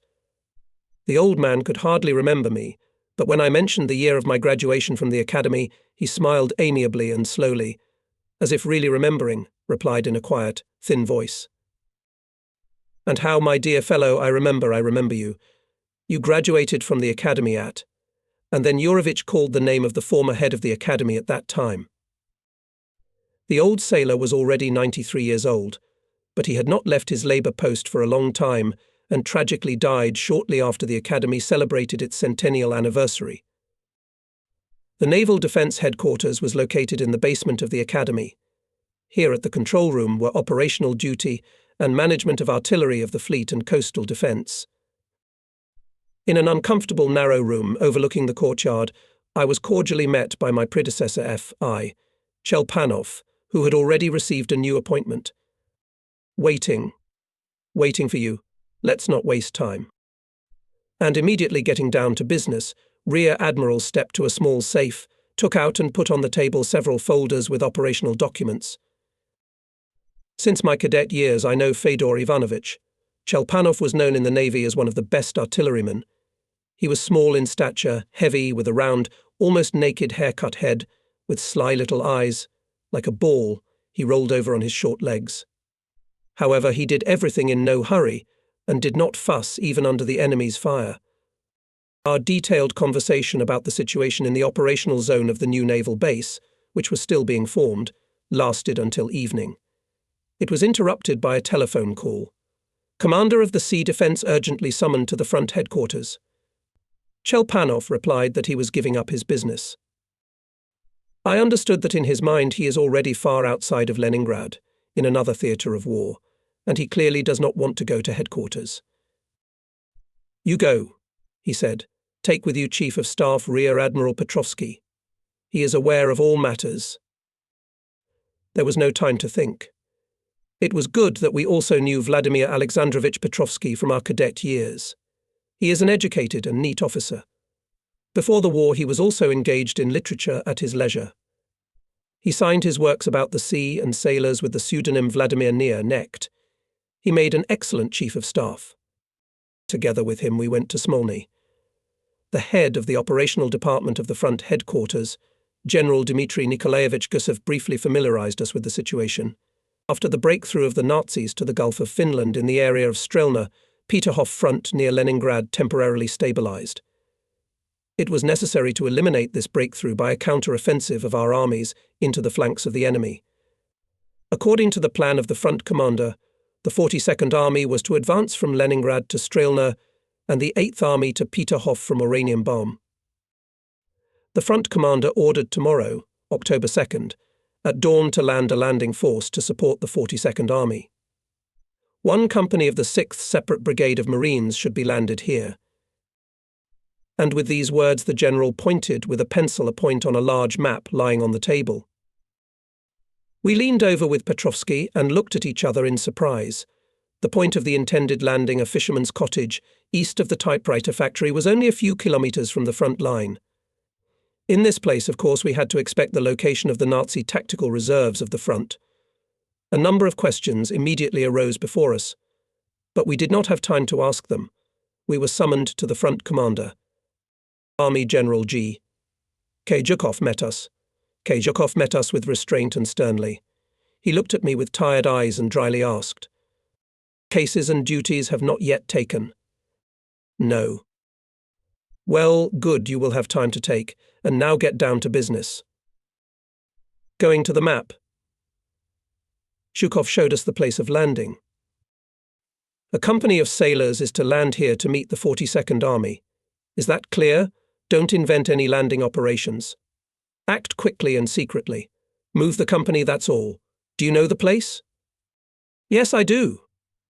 "Why are you so sure?" "You have not been there." The commander was surprised. "This is my homeland. On the southern shore of the bay, I know every stone." Zhukov broke away from the map, looked at me point blank, was silent, and then added, "The task of the landing force will set you the commander of the 42nd Army. Although, do not start any landing. Move me a company, and that's all." The conversation was over. We perfectly understood what a huge responsibility for the fate of Leningrad lies on the shoulders of this man. All the more wanted to clarify all the details of the operation. But Zhukov was already busy with other things. "I will not describe this landing. I will only say we did everything to deliver and land the Marines at the appointed point and at the appointed time without losses. The commander of the landing, Captain Lieutenant Shavtsov, and military commander Senior Political Officer Kizelev coped with their work perfectly. At the head of all the ships of the detachment was Lieutenant Commander Krylov. Many boat commanders were our Leningrad yachtsmen who knew the area very well.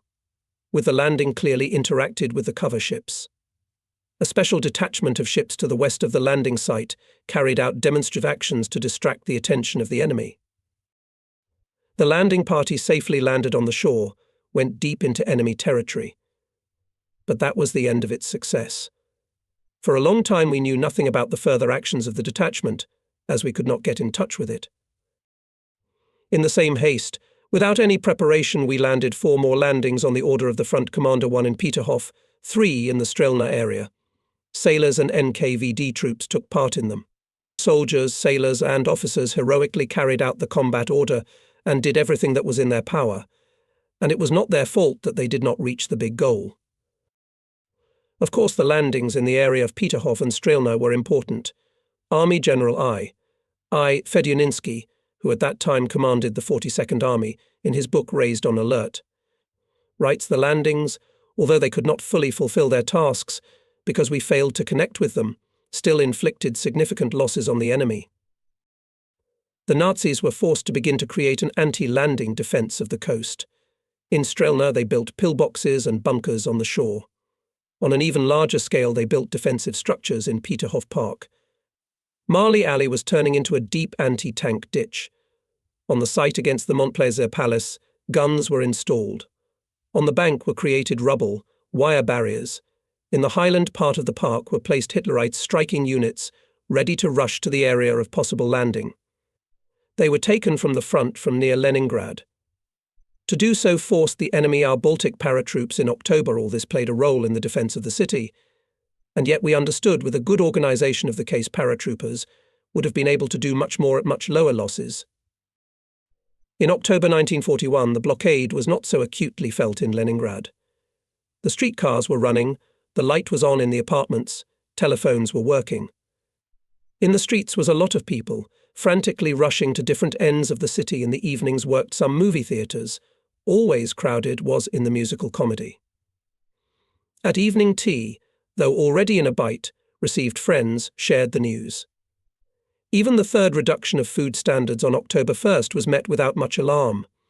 Still, workers and engineers and technicians were given 400 grams of bread in addition to other products, employees, dependents and children 250 grams. There were a lot of children on the streets. In the yards they were playing war. Of course, almost daily shelling and bombing disrupted the rhythm of life in the city, but the inhabitants of Leningrad disciplined, without panic, met all the requirements of air defense. More and more often fire departments swept through the city. In October, according to some data, there were more than 700 fires from incendiary bombs. In October, the fascists dropped about 61,000 high-explosive bombs of different caliber on Leningrad, twice as much as in September. And to this, we should add 7,500 shells. The blockade was talked about as something temporary, believing that it was about to be broken through. Many of my acquaintances asked me quite calmly, "Tell me, please, Yuri Alexandrovich, when is the blockade supposed to be broken through?" It was said as if it was an event provided for by a precise schedule. Usually this is how one asks about the time of arrival of the Red Arrow Express to Leningrad. We, of course, supported these cheerful moods of our dear Leningraders in every possible way. Certainly, I answered everyone, the blockade will be broken. And soon. Only a few days passed after the landing of the last landing force in the area of Peterhof. Late in the evening of October 12th, in the headquarters of the base unexpectedly arrived at the fleet commander Vice Admiral V.F. Tributes. "We will break the blockade, this time in the eastern part of the front," he announced to us. This message excited all of us. In the headquarters was urgently summoned a number of flag officers and top officers of the fleet. Komflot informed us that Stavka had instructed the commander of the Len front to carry out an operation on the blockade of Leningrad by a strike on the Sinyavinsk-Shlisselburg Bulge. The strike was to be carried out by the troops of the Len front, and at the same time from the outside by the units of the 54th Army. In case of a favourable outcome of the operation, the troops of the 55th and 54th Armies reach the MGA station and, having joined forces, break the blockade ring. At the same time begins the offensive and the Neva task force from Nevskaya Dubrovka. Then the commander said that in connection with this operation the fleet should by the end of October 18th to transfer from Oranienbaum to Leningrad 191st Infantry Division. The crossing of several thousand soldiers and about 40 guns across the bay under continuous enemy fire presented considerable difficulties. Day after day the fascists intensively shelled the harbours of Oranienbaum, although there were no transports there yet. The whole way from Oranienbaum to Leningrad was visualized by their artillery observers. Deep-sea ships could only go through the sea canal. If even one transport sank here, all transportation would be interrupted for a long time. So all attention should be paid to camouflage transports and disorientation of the enemy. It was decided to send the first transports from Oranienbaum with various household goods and small military teams, so that these transports did not differ from the usual ones in that autumn. The division units will be transported only in the dark time by detachments of 2-3 small and medium-sized ships, which could leave the canal by their draft and, if necessary, evade the enemy's artillery fire.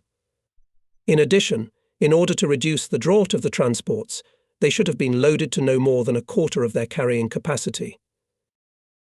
The formation of detachments and their departure from Leningrad was entrusted to the headquarters of the Leningrad naval base. We were also responsible for mine and air defense of these ships in their operational zone. It was necessary to maximize our patrols. All patrol boats and minesweepers of the base water area protection took position in the Nevskaya Bay to protect the fairways from mines and to cover the transports with smoke screen. In the area of Peterhof and Strelna for the time of the passage of ships with troops went out canal boat and minesweeper to immediately destroy artillery fire searchlights of the enemy in their attempt to illuminate our ships. To combat German artillery shelling the canal, 4 batteries were specially allocated in Kronstadt, and the Leningrad naval base allocated 6 railroad batteries in the area of the trade port for the same purpose. From the air transportation was covered by fighters of the 61st Aviation Brigade of the fleet. It was also decided not to keep any transports on the roadstead in Kronstadt, and especially in the harbours of Oranienbaum, during daylight hours. In Leningrad, the transports were dispersed over the large water area of the trade port and along the Neva. With the onset of darkness, they had to quickly enter the port of Oranienbaum, take on board without delay the army units assigned for transportation, and just as quickly leave for Leningrad. This required precise, to the minute, coordination of the time of arrival of the division units and ships in the port. The slightest inconsistency in the movement could disrupt the entire transportation and, even worse, decipher the enemy Ardlan. I gathered the captains of transports warned them. If you delay in the port until dawn, disaster is imminent. All day October 15th, the fascists again fiercely shelled Oranienbaum port. There were no ships in it, of course. At night, the first 3 transports entered there. The captains kept their word. They dashingly moored.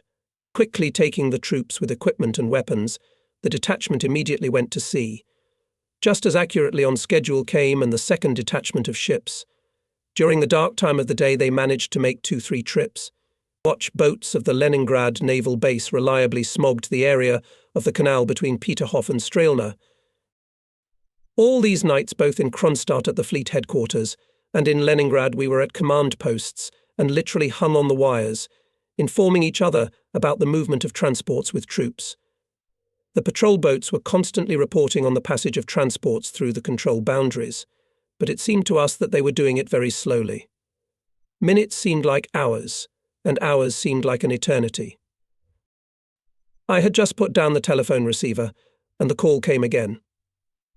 I recognized the calm voice of Rear Admiral Wyeth Rawle, who accepted from me the position of Chief of Staff of the fleet. Yuri Alexandrovich. So where is the detachment? Why is there no report on the passage of the meridian of Kamenia Bank? What could I answer?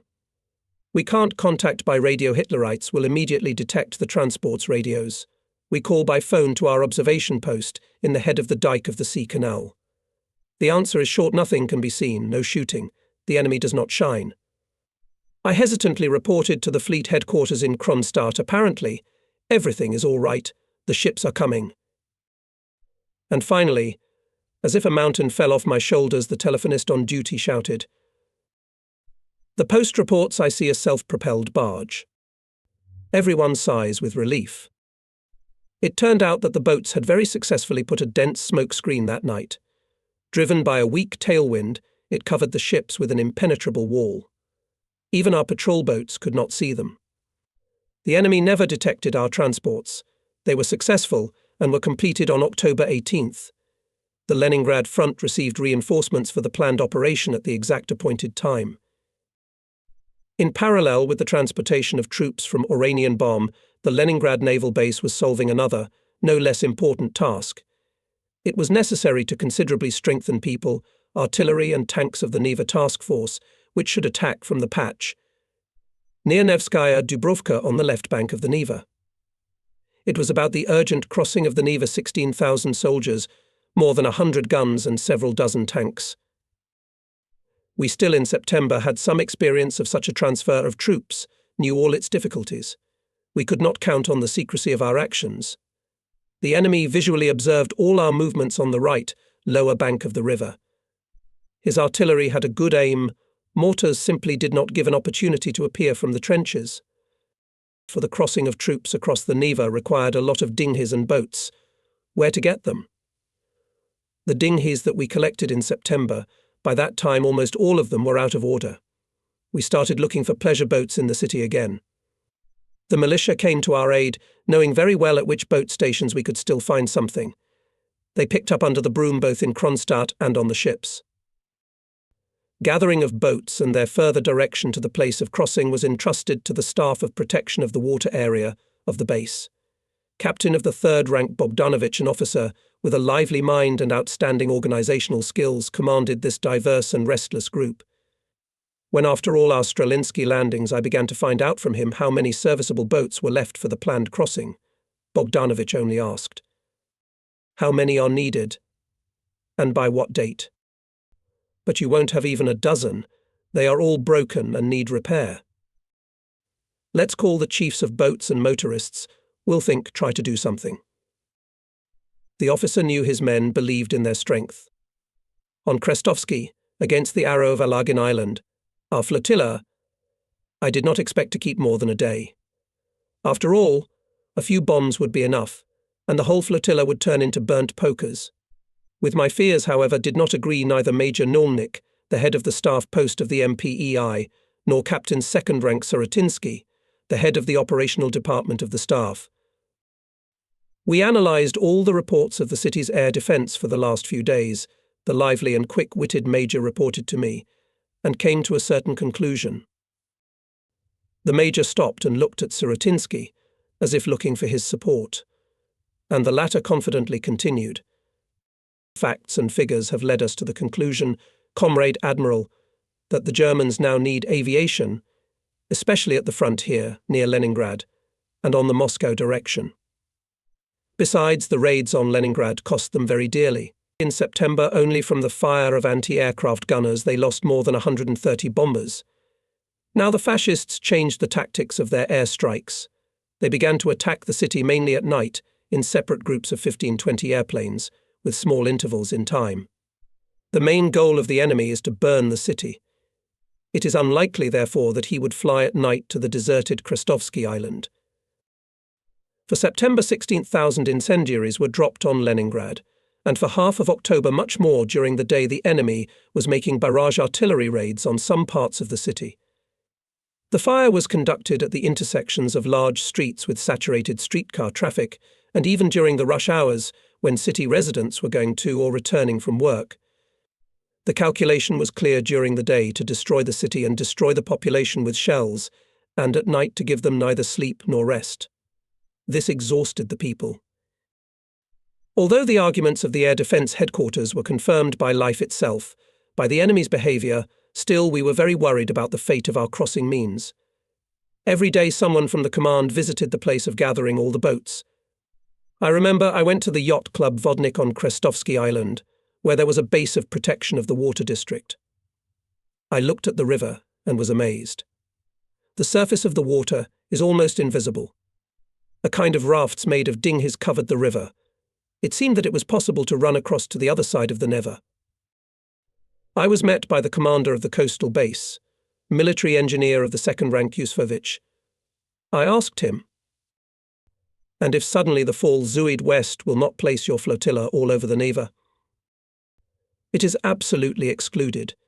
We used a special mooring system." Yusufovich was an associate professor at the Naval Academy. He had a degree of candidate of technical sciences. The war forced him to postpone temporarily his scientific work, and who would have thought that a young growing scientist would turn out to be a good host and organizer of sailors' everyday life during the hardest days of the blockade of Leningrad? The sailors' food, their life and leisure time at the coastal base of Ovyar were organized in those difficult conditions better than in many other formations. We built an excellent bathhouse there by our own efforts. It was a great thing for the crew of the boat, who had been on patrol in a storm and in the rain for several days, to wash in a hot bath. A special group of sailors was created to service the boats and to act on the crossing itself. It consisted mainly of sailors of bosun's commands, who knew the dinghy business and had excellent sea training. Hundreds of dinghies from Krestovsky Island had to be delivered by trucks to the area of Nevskaya Dubrovka. The head of the rear of the fleet, General M.I. Moskalenko immediately provided us with all his trucks and asked for dozens of cars from the rear of the front. The movement of trucks carrying dinghies and boats had to be watched all the time. In October the snow had already fallen and melted more than once. Some of the roads outside the city were in bad condition. Most of all we were afraid of traffic jams on the roads, especially when the city and suburbs were shelled. I remember that General Moskalenko, and I caught up with a large column of vehicles somewhere in the woods behind Rozhevka. There was noise, swearing on the road, but it was hard to get any results. We found the column commander. M.I. Moskalenko began to scold the young commander for the fact that he was stuck on the road in a place that had already been shelled by the enemy more than once. "Understand, you will be left without cars. I have no tires. Who will repair you here? Turn off into the woods quickly." In my turn, I was telling some bosun that you can't stand on the road during daylight hours. You'll lose all the dinghies, we have no more. At that moment an airplane passed over us, apparently a scout. Somewhere very close to us anti-aircraft guns were fiercely snapping at us. Soon the shelling of the area began. The enemy must have learned about the mass swimming of boats through the city. However, the column reached the place of unloading relatively safely, only lightly wounded by shrapnel 2 sailors, and broke several dinghies. The wounded sailors did not want to leave the column for anything. No way. Their hands are safe, their legs too, and the flesh will grow over. They answered us in chorus. In the evening I heard the voices of these glorious Ukrainians again, behind the wall of a small hut, where the headquarters of the naval detachment was located at the crossing. A sailor was being bandaged, and he, choking with delight, told the paramedic. That was fun. A general and an admiral jumped on our column. The general said, "Save the cars, I won't give you any others." And the admiral snapped at the bosun, "Take care," he says, "of the boats, we have no others." That's how to understand the bosses. But in general, we made it. Not all, of course, the columns managed to get safely to the place of unloading. On October 17th and 18th, the enemy shelled the roads leading to the crossing particularly hard and repeatedly. We began to suffer significant losses both in men and in watercraft, but still in the forests near the river soon grew whole stacks of dinghies stacked one on top of the other. The necessary stock of watercraft had been built up. We had one more important task to support by fire the offensive of our troops. For this purpose, the Leningrad naval base organized a special artillery group. It included 14 stationary and 6 railroad batteries, 4 gunboats and 5 destroyers. All of them took their firing positions also by the end of October 15th. Rear Admiral I. Gren was joyful. His command post was still located together with our headquarters, and we met there every day to solve all current issues. Once I went to his command post, I see him sitting and calculating something. "What do you think, Admiral?" "What can I count? Of course, shells, how much is needed and how much is left. After all, they'll be firing almost 90 naval guns up to 180 mm caliber. This is no joke." And smiling slyly, Gren added, "Keep in mind, this is about 30% of all the artillery of the front assigned to the operation. The fascists will be hot." Fleet commander allocated from the fleet aviation fighters to cover the ships in firing positions. Strike Fleet Aviation was to operate in conjunction with the army. Ladoga Military Flotilla also received a task to support the advancing units of the 54th Army along the lake shore with its fire. The operation to break the blockade was not openly talked about. It was a secret, known only to the leadership of the fleet. But everyone understood something big was being prepared. Meanwhile, our ships in Leningrad and Kronstadt were daily firing at the enemy, at his batteries and railroad hubs. The ships were echoed by the batteries. The fire, of course, was conducted according to the plan, and within the limits of shells strictly allocated by the limit. However, the daily consumption of ammunition was very high.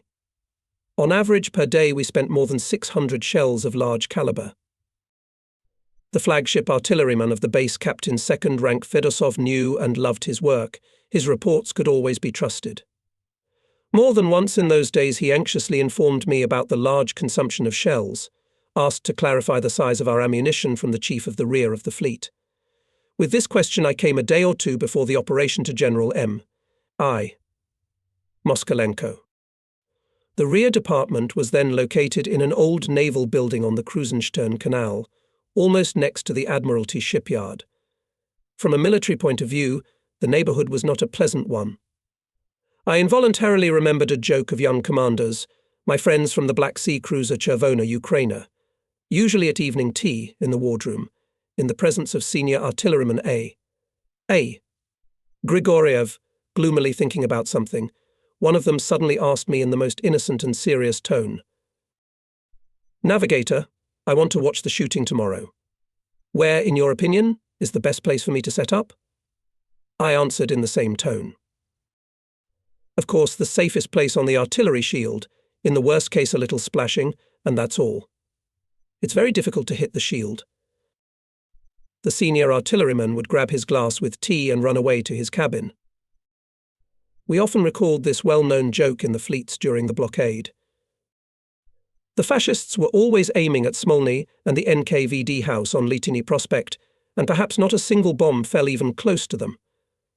And how much the enemy shot at the Admiralty plant. And yet it survived. Small damages do not count. So it turned out that on the shield, that is, on the target, to sit safer than away from it. In the old fleet house on the territory of New Holland General M. I. Moskalenko occupied a not very large dark office. I reported why I had come. "There are enough shells for your troops," the general said good-naturedly. "But I'm concerned about how and where the ammunition is dispersed. It wouldn't happen like with the Badeev warehouses." Alexei Mikhailovich turned to Lieutenant Colonel Moskalenko.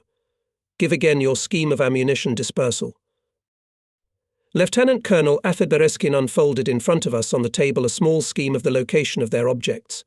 For many years he was the head of the well-known in the Baltic artillery arsenal, the main storage of naval ammunition.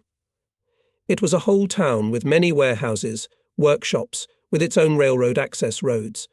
When the front unexpectedly for all of us approached the area of the arsenal, Bereskin quickly organized the evacuation of all ammunition in the area of Leningrad. However, the fascists in September came very close to the city, and the ammunition was again threatened.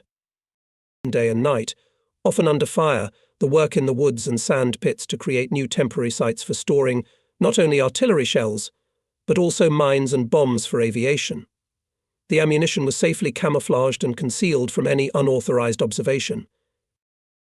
After the arrival of the fleet from Tallinn in 1 month were built to each site with ammunition access roads, in some places even railroad lines. I listened attentively to the explanations of A. Bereskin and was amazed how in a matter of days it was possible to carry out such a large work, so important for the combat readiness of the fleet. Did all commanders of submarines and surface ships know who hid torpedoes, depth bombs, mines and shells from Nazi bombs and shelling? It is a pity that so little was said about these people, and even less was written about them. Moskalenko offered me to go with him to the main sites where ammunition was stored. We drove along some very confusing forest roads. Here we turned behind a forest, and on a railroad track in a large quarry saw the original railroad train artillery workshop of the rear. There were both teplushki and platforms and class wagons. In the cars and on the platforms stood machine tools. There were also devices for melting explosives from old and unnecessary shells and mines. The melted explosives were immediately filled with new ammunition. There were several such workshops on wheels in the fleet rear. Modestly and vigorously worked on the creation of these workshops and sheltered sites, the head of the artillery department of the rear, Captain First Rank S. P. Prokopnov, a man who was in love with his profession. And Captain Third Rank St. Barishpolitz was just as selflessly engaged in the preparation and repair of torpedoes, so necessary for submarines, torpedo boats and aviation. His efforts expanded the workshops of the rowing port. Here, during the hardest days of the blockade, the work did not stop. St. Barishpolitz and his subordinates managed to provide torpedoes for all the needs of the fleet and our aviation. With a good feeling and cheerful mood, I returned from this trip. Much work was done to establish our communications radio, telegraph and telephone. Flagship communications base engineer Captain 2 Rank Schwarzberg also came to us from science and brilliantly justified both the title of scientist and the title of communist. He perfectly organized a complex multi-channel communication. Quickly understanding the situation, Schwarzberg worked independently without waiting for instructions. His report was always short: "The connection has been checked and is functioning properly." And so it was. So everything was ready. All details have been clarified with the commanders of batteries and ships, waiting for the signal. However, in war often happens quite different from what we want and as planned. On October 17th, transportation of divisions from Oranienbaum was in full swing. With the onset of darkness, we had to send the last group of ships for the troops. I call in Kronstadt to the Chief of Staff of the Fleet Rear Admiral Jef Rawl. I report on the measures taken to ensure and cover the transition of transports. I end my report with the usual question in those days: "How are things with you?" And suddenly I get an answer. not good at our neighbour. The operation has not yet begun, and already something happened, apparently serious. During the night we learned that the enemy had preempted us. On November 16th, his 39th Army Corps suddenly began an offensive from the area of Gruzino to Tikhvin. From the area of Kurishi began the offensive and the 1st Army Corps of the Germans. Having created a significant superiority of forces, especially in tanks and artillery, by October 20th they broke through the defence front of our 4th Army and launched an offensive on Tikhvin and Volkhov in order to connect on the Svia River with the Finnish army and to create a second ring of encirclement of Leningrad. The only railroad that connected us with the whole country was cut. In these difficult conditions, the troops of the Leningrad front began the operation to break the blockade on October 20th, but the factor of surprise was already lost. The enemy apparently foresaw the possibility of our offensive. He unleashed a downpour of artillery and mortar fire on our units. Hardly had we begun to cross the Lever, as the entire area of the concentration of boats and boats was subjected to fire from cannons and mortars. With great difficulty we made our way with Commissar A. Matushkin to the NP of the commander of the naval detachment. Infantry units approaching the crossing suffered losses on the open ground. Just launched dozens of dinghies were at once turned into splinters. Our sailors showed exceptional heroism. The wounded were carried away behind the hillside, and others ran out to replace them, quickly dragging serviceable sixes into the water, and so several times. A completely broken dinghy came ashore. The boatswain, judging by his age, an enlisted man came to the yawl, took off the remaining rudder, took away the bows, cut off the fore and aft Fellini with an axe, and carried it all steadily somewhere behind the hill, to a shelter. Everything will come in handy in the boatswain's household. Good old Navy school. How much power and majesty was in the calm movements and gait of this great man. A new battalion is approaching the shore. The soldiers nimbly get into the boats, sailors, standing waist deep, chest deep in the icy water, plant soldiers, joking with them, pushing the boats away from the shore. And on the opposite high shore they are met by another group of sailors, helping the soldiers to quickly disembark, unload machine guns and mortars. All this is done without fuss, skillfully. I see a boat, overcoming the strong current of the Neva, dragging a few of our six with fighters. But a moment, an explosion, flames, muffled, quickly subsiding screams and groans. Planks float, a few soldiers hold on to them.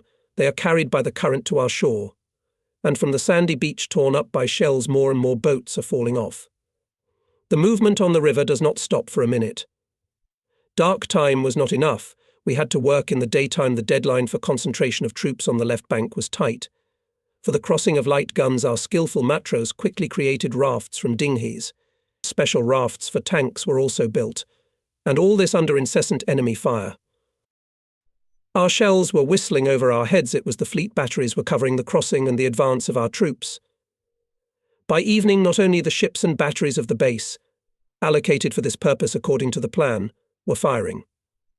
By order of the commander of the fleet, the attack was supported by ships of the squadron. Fired battleships, cruisers, destroyers, in short, the entire fleet. It seemed that against such a force nothing could resist.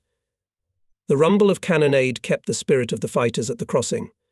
The sailors marvelled our krauts are beating the krauts so well, so them.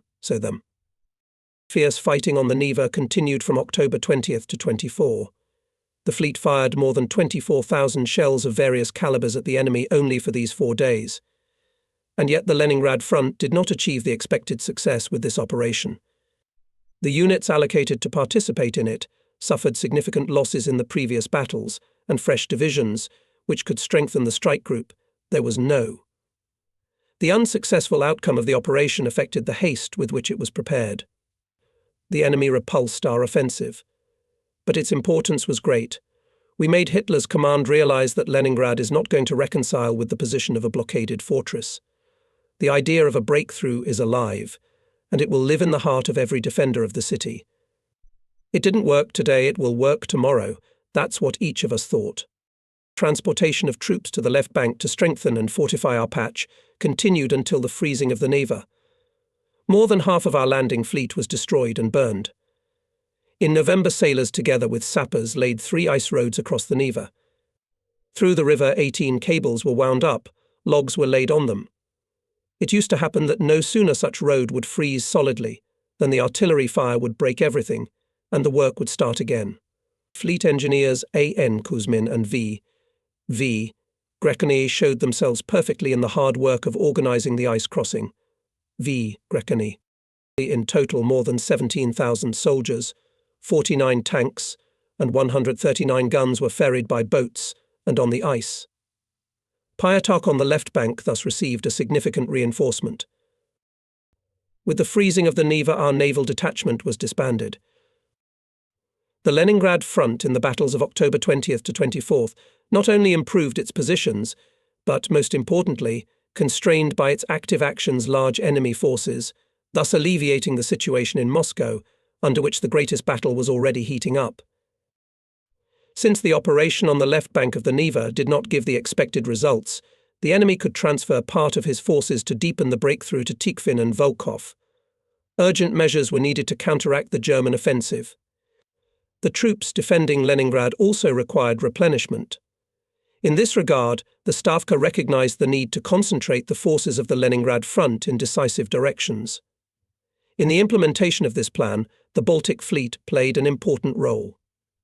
It was decided to immediately move the entire 8th Army from the Iranian bomb patch to Leningrad, replacing it with fleet units from the islands. For this purpose, the Stavka ordered to urgently remove all our units from the islands of the Biaka archipelago, Gogland and Tutas. At the disposal of the fleet remained only the island of Seskar with a small garrison. On the Iranian bomb patch was created Primorskaya operational group of army and navy units. To strengthen the Leningrad front, the Stavka ordered to evacuate all troops from the Hanko Peninsula. Its defence after our abandonment of the Moonsund Islands on October 22nd was complicated in all respects and lost its operational expediency. In winter, when the whole area was frozen, all communication with the peninsula would be interrupted. The defenders of Hanko, and first of all their leader, General S.I.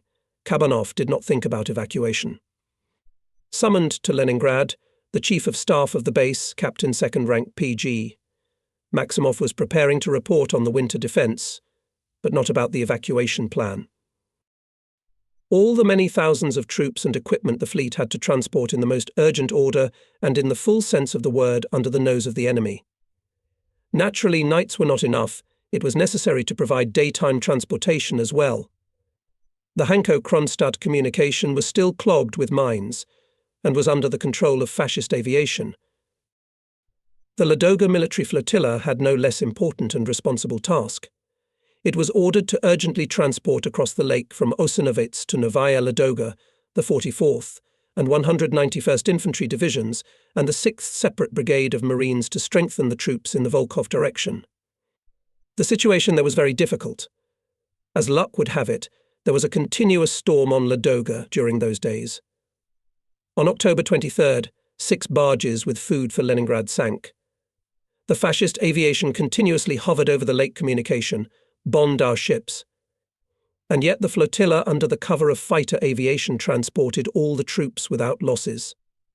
The 6th Marine Brigade entered the battle at the Volkhov, and with its heroic actions together with the army units defended it in the most critical hours of defence. The flotilla was commanded by a talented sailor captain 1st Rank V.F. S. Cherokov. In difficult conditions, he brilliantly coped with the task. By the same decision of the Stavka, most of the warships were ordered to be relocated from Kronstadt to Leningrad, where the air defence was stronger and where it was easier to disperse the ships along the Neva than in Kronstadt harbours. This, of course, in many ways strengthened the defence of the city. It was decided to move the fleet headquarters to Leningrad. To solve all organisational issues in Leningrad arrived in the Chief of Staff of the Fleet, Rear Admiral Y.F. Roll. Under his leadership, we made a new disposition of ships in the Neva and all the plans for transportation of troops. And what about Gogland? This is the front line of Kronstadt, I asked the Chief of Staff. After all, we desperately need it to ensure the exit of submarines into the sea. Finally, it is necessary to cover the eastern part of the Gulf of Finland, where the flanks of our armies are located. The official position of the Chief of Staff of the Fleet, and the situation did not allow him to enter into a discussion with me on this subject, because the order to abandon Gogland had already been given. However, I realized from Rawls' tone that he agreed with me. Later I learned that Comflot was of the same opinion and reported to the Military Council of the Front our considerations. In the Stavka directive it was said about the transportation of troops from Hanko and the islands, but it was not specified from which islands. The headquarters of the Len Front apparently did not want to redraft and clarify it, having decided that it was about all the islands of the Gulf of Finland. The decision of Stavka to evacuate Gogland, of course, was wrong. We left the island prematurely, without pressure from the enemy. Already in winter, in December, we had to take it back, but we could not hold it, then we did not have enough forces. By spring Gogland was again occupied by the enemy, but already with a fight. At the very last moment, when the units defending Levensari were ready to load on transports, the Comflot managed to persuade the High Command to leave at least this island for us. It was needed to organize the withdrawal of submarines to the sea and to meet them on their return. The transfer of troops of the 8th Army from Oranienbaum on large transports, only through the sea canal, and only at night, did not suit us. We risked not to meet the allotted time. Therefore, for transportation by small-sized ships outside the sea canal were reported in the northern part of the Neva Bay special fairways, guarded around the clock by patrol boats. Among the allocated shallow sitting ships were net barriers, hydrographic vessels, cargo schooners, self-propelled barges, and 30 tugs with barges. For night passages along the sea canal were used mainly 16 large transports. And here in the Marquis Puddle began the most intensive movement along the channel and on the newly laid parallel fairways. The enemy, of course, noticed this and pulled up artillery in the area of Strilna, Peterhof. Shelling of the sea canal increased significantly. The Germans opened fire immediately when any tugboat appeared from behind the dam. Our smoke screens also became less effective. The Nazi artillerymen shot at the line of the sea canal. Sitting in Peterhof and Strilna, they watched all our movements and could have caused us great trouble if not for our artillery. In addition to the ships going by sea, the enemy was intensively shelling Kronstadt, Oranienbaum and the trade port in Leningrad. Our anti-battery firing in those days reached its highest phase. Rear Admiral Gren reported now and then today 2 batteries were extinguished. But the next day the fascists brought new ones, and the fight continued. All the patrol ships, boats and minesweepers guarded the fairways round the clock. The weather was abominable cold and stormy. Several times a day I received reports from Captain 3rd Rank Bogdanovich about the situation in the bay. A special staff post was established in the headquarters to control transportation. Most of all, we feared mines on the fairways. Sink any ship, especially on the channel, and our transportation could be delayed for several days. Everything seemed to be going well. And you can imagine my anxiety when I was urgently asked to come to the headquarters of the Water District Protection on Krestovsky Island. If the incident is not reported by phone, it means that something serious flashed an alarming thought. I left immediately. Vasilyevsky Island and the Petrograd side, as it turned out, were under enemy fire. I had to waste time on long detours. When he's in a hurry, it's always like this, grumbled the driver, Sailor Moiseev. In the headquarters of the OVR, I unexpectedly met Engineer Captain of the 2nd Rank F. I, Tepin, known on all seas. There was not a single admiral or officer in the fleet who at one time would not have been trained by Fyodor Ivanovich Tepin in the wisdom of mine work. A sailor of the old fleet, he knew mine weapons perfectly, loved them to fanaticism, made a number of valuable inventions and improvements in this field. "What are you doing here? What are you doing here, Fyodor Ivanovich?" I threw questions at the old man, sensing something wrong. "I was summoned on an alarm." As an ambulance, he replied with dignity.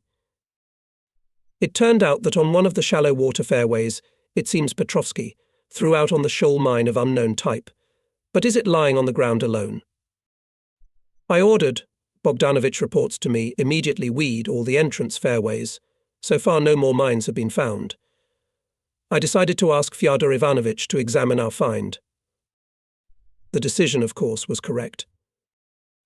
After hearing the report of the flagship mineral discovered in the fairway mine, Tepin, as always, good-naturedly smiled and only said everything is clear. Let's go, taking with him a subversive mine party. he left on a boat to the scene. And this time the mine was safely inspected, and as it was of no interest, it was immediately destroyed. The mine god Tepin was not otherwise called, this old sailor, stout, short, with a shaven head on a short neck, and a weathered, wrinkled face. He was everywhere greeted with respect. Fleet commanders, his former students, always greeted him cordially. Fyodor Ivanovich was loved by everyone for his eternal restlessness and boiling activity. The war caught Tepin already at an advanced age for work on the improvement of our mines in the research mine and torpedo institute of the fleet. He immediately left his office and, in his own words, went into the mine war with the Nazis. These meagre words meant a lot. The first German magnetic mines he himself personally dismantled and studied, although they were considered not at all disarmable. To destroy a mine is not a difficult thing, but it was very important for the fleet to know the device of enemy mines, the multiplicity of action of their fuses, to develop reliable countermeasures. I remember Captain Second Rank V. Vinogradov back in September told me how he saw a bundle of hay floating past our ships, standing on the Neva River, not far from the shore, just occupied by the enemy. The neat shape of it seemed suspicious. It floated past the ships, but then, nailed by the current to a barge half submerged on the shoal, suddenly exploded. The barge shattered into splinters. It was clearly a mine. But what kind? How to fight against such mines? Immediately across the river we set up booms and barrier nets, for such a mine could undermine not only the ship, but also the foundations of some Neva bridge. Immediately we invited Tepin, who was already working at that time in the mine and torpedo department of the rear of the fleet. As a skilled hunter, he long guarded his game and still waited. A couple of days later, another suspicious bundle of hay appeared on the river. This time it was carried to the shoal, where it stopped. For a long time the old man looked at the uninvited guest, muttered something and said something, gradually approaching him. Finally Fyodor Ivanovich demanded big boots, organized a cordon around the area, took all his assistants into hiding, and, like a surgeon, began a terrible operation. He carefully, by a blade of grass, dismantled the whole fart and discovered a thin cross. The slightest twist of it when touching an obstacle and the mine explodes. Languid minutes. The mine god keeps saying something. But now he's taken out a part. That's it, guys. Remove this abomination. He shouted loudly to the sailors and walked through the water towards the shore. Tepin during the war was seen not only on the Baltic, but also on other seas and rivers. He was needed everywhere. I remember, in 1943, being the commander of the Volga military flotilla, I asked him to urgently come to the Volga, which the fascists threw mines of a new model. We left for him the most difficult ones. Tepin arrived, and all with the same cunning, good-natured smile safely disarmed insidious devices. A worthy follower of the mine god was in our Baltic flagship miner of the trawling brigade, Captain Third Rank Nikolsky, who personally disarmed a large number of Nazi mines. Disarming of mines in the Baltic passed without losses, although the fascists used the most cunning traps, which should have immediately exploded the mines at the first attempt to open their mechanism. This speaks of the high technical culture of our specialists. 180 voyages made our small fleet and transport sea parts of the 8th Army. By November 4th, its main forces were delivered to Leningrad without losses. We transported from Oranienbaum 6 infantry divisions with artillery and equipment. More difficult were the transports of troops from Hanko and the islands, organized by the fleet headquarters. They required combat support and cover.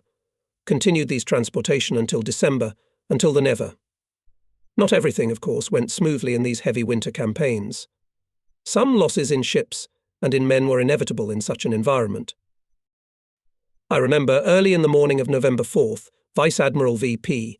Drozd burst into my office and from the threshold joyfully exclaimed, "Admiral, congratulations. I brought a present to the front. 4,500 fighting sailors are now landing on your shore." I already knew that 12 ships with the first large echelon of Hanko garrison had safely passed the sea canal and entered the Neva. After the departure of our fleet from Tallinn, It was the largest detachment of warships that had passed the same way. Well, how was the campaign with mines? I asked the Rear Admiral. Do not remind me of them. Gulf of Finland now is a damn ear. We found them by the dozens. I'm afraid that this abomination will spoil a lot of blood for us. Unfortunately, he was right. There were mine casualties, and yet the fleet transported about 16,000 men from Hanko. Winter came earlier than usual. We were most afraid of freezing of the Neva Bay. In the ice, the ships could go only behind icebreakers and only through the sea canal. We went at low speed in full view of the enemy. Meeting of convoys on the approach to Leningrad, and their escorting was the responsibility of the Leningrad naval base. On November 5th, in the morning, the commander of the OVR, Captain 3rd Rank Bogdanovich, reported to me. The boats can no longer break through the ice. The inevitable came. The Neva Bay began to be covered with ice. We had to take off the patrols. It was the hardest time. Small ships could not sail on the water, and it was too early to go on skis on the ice.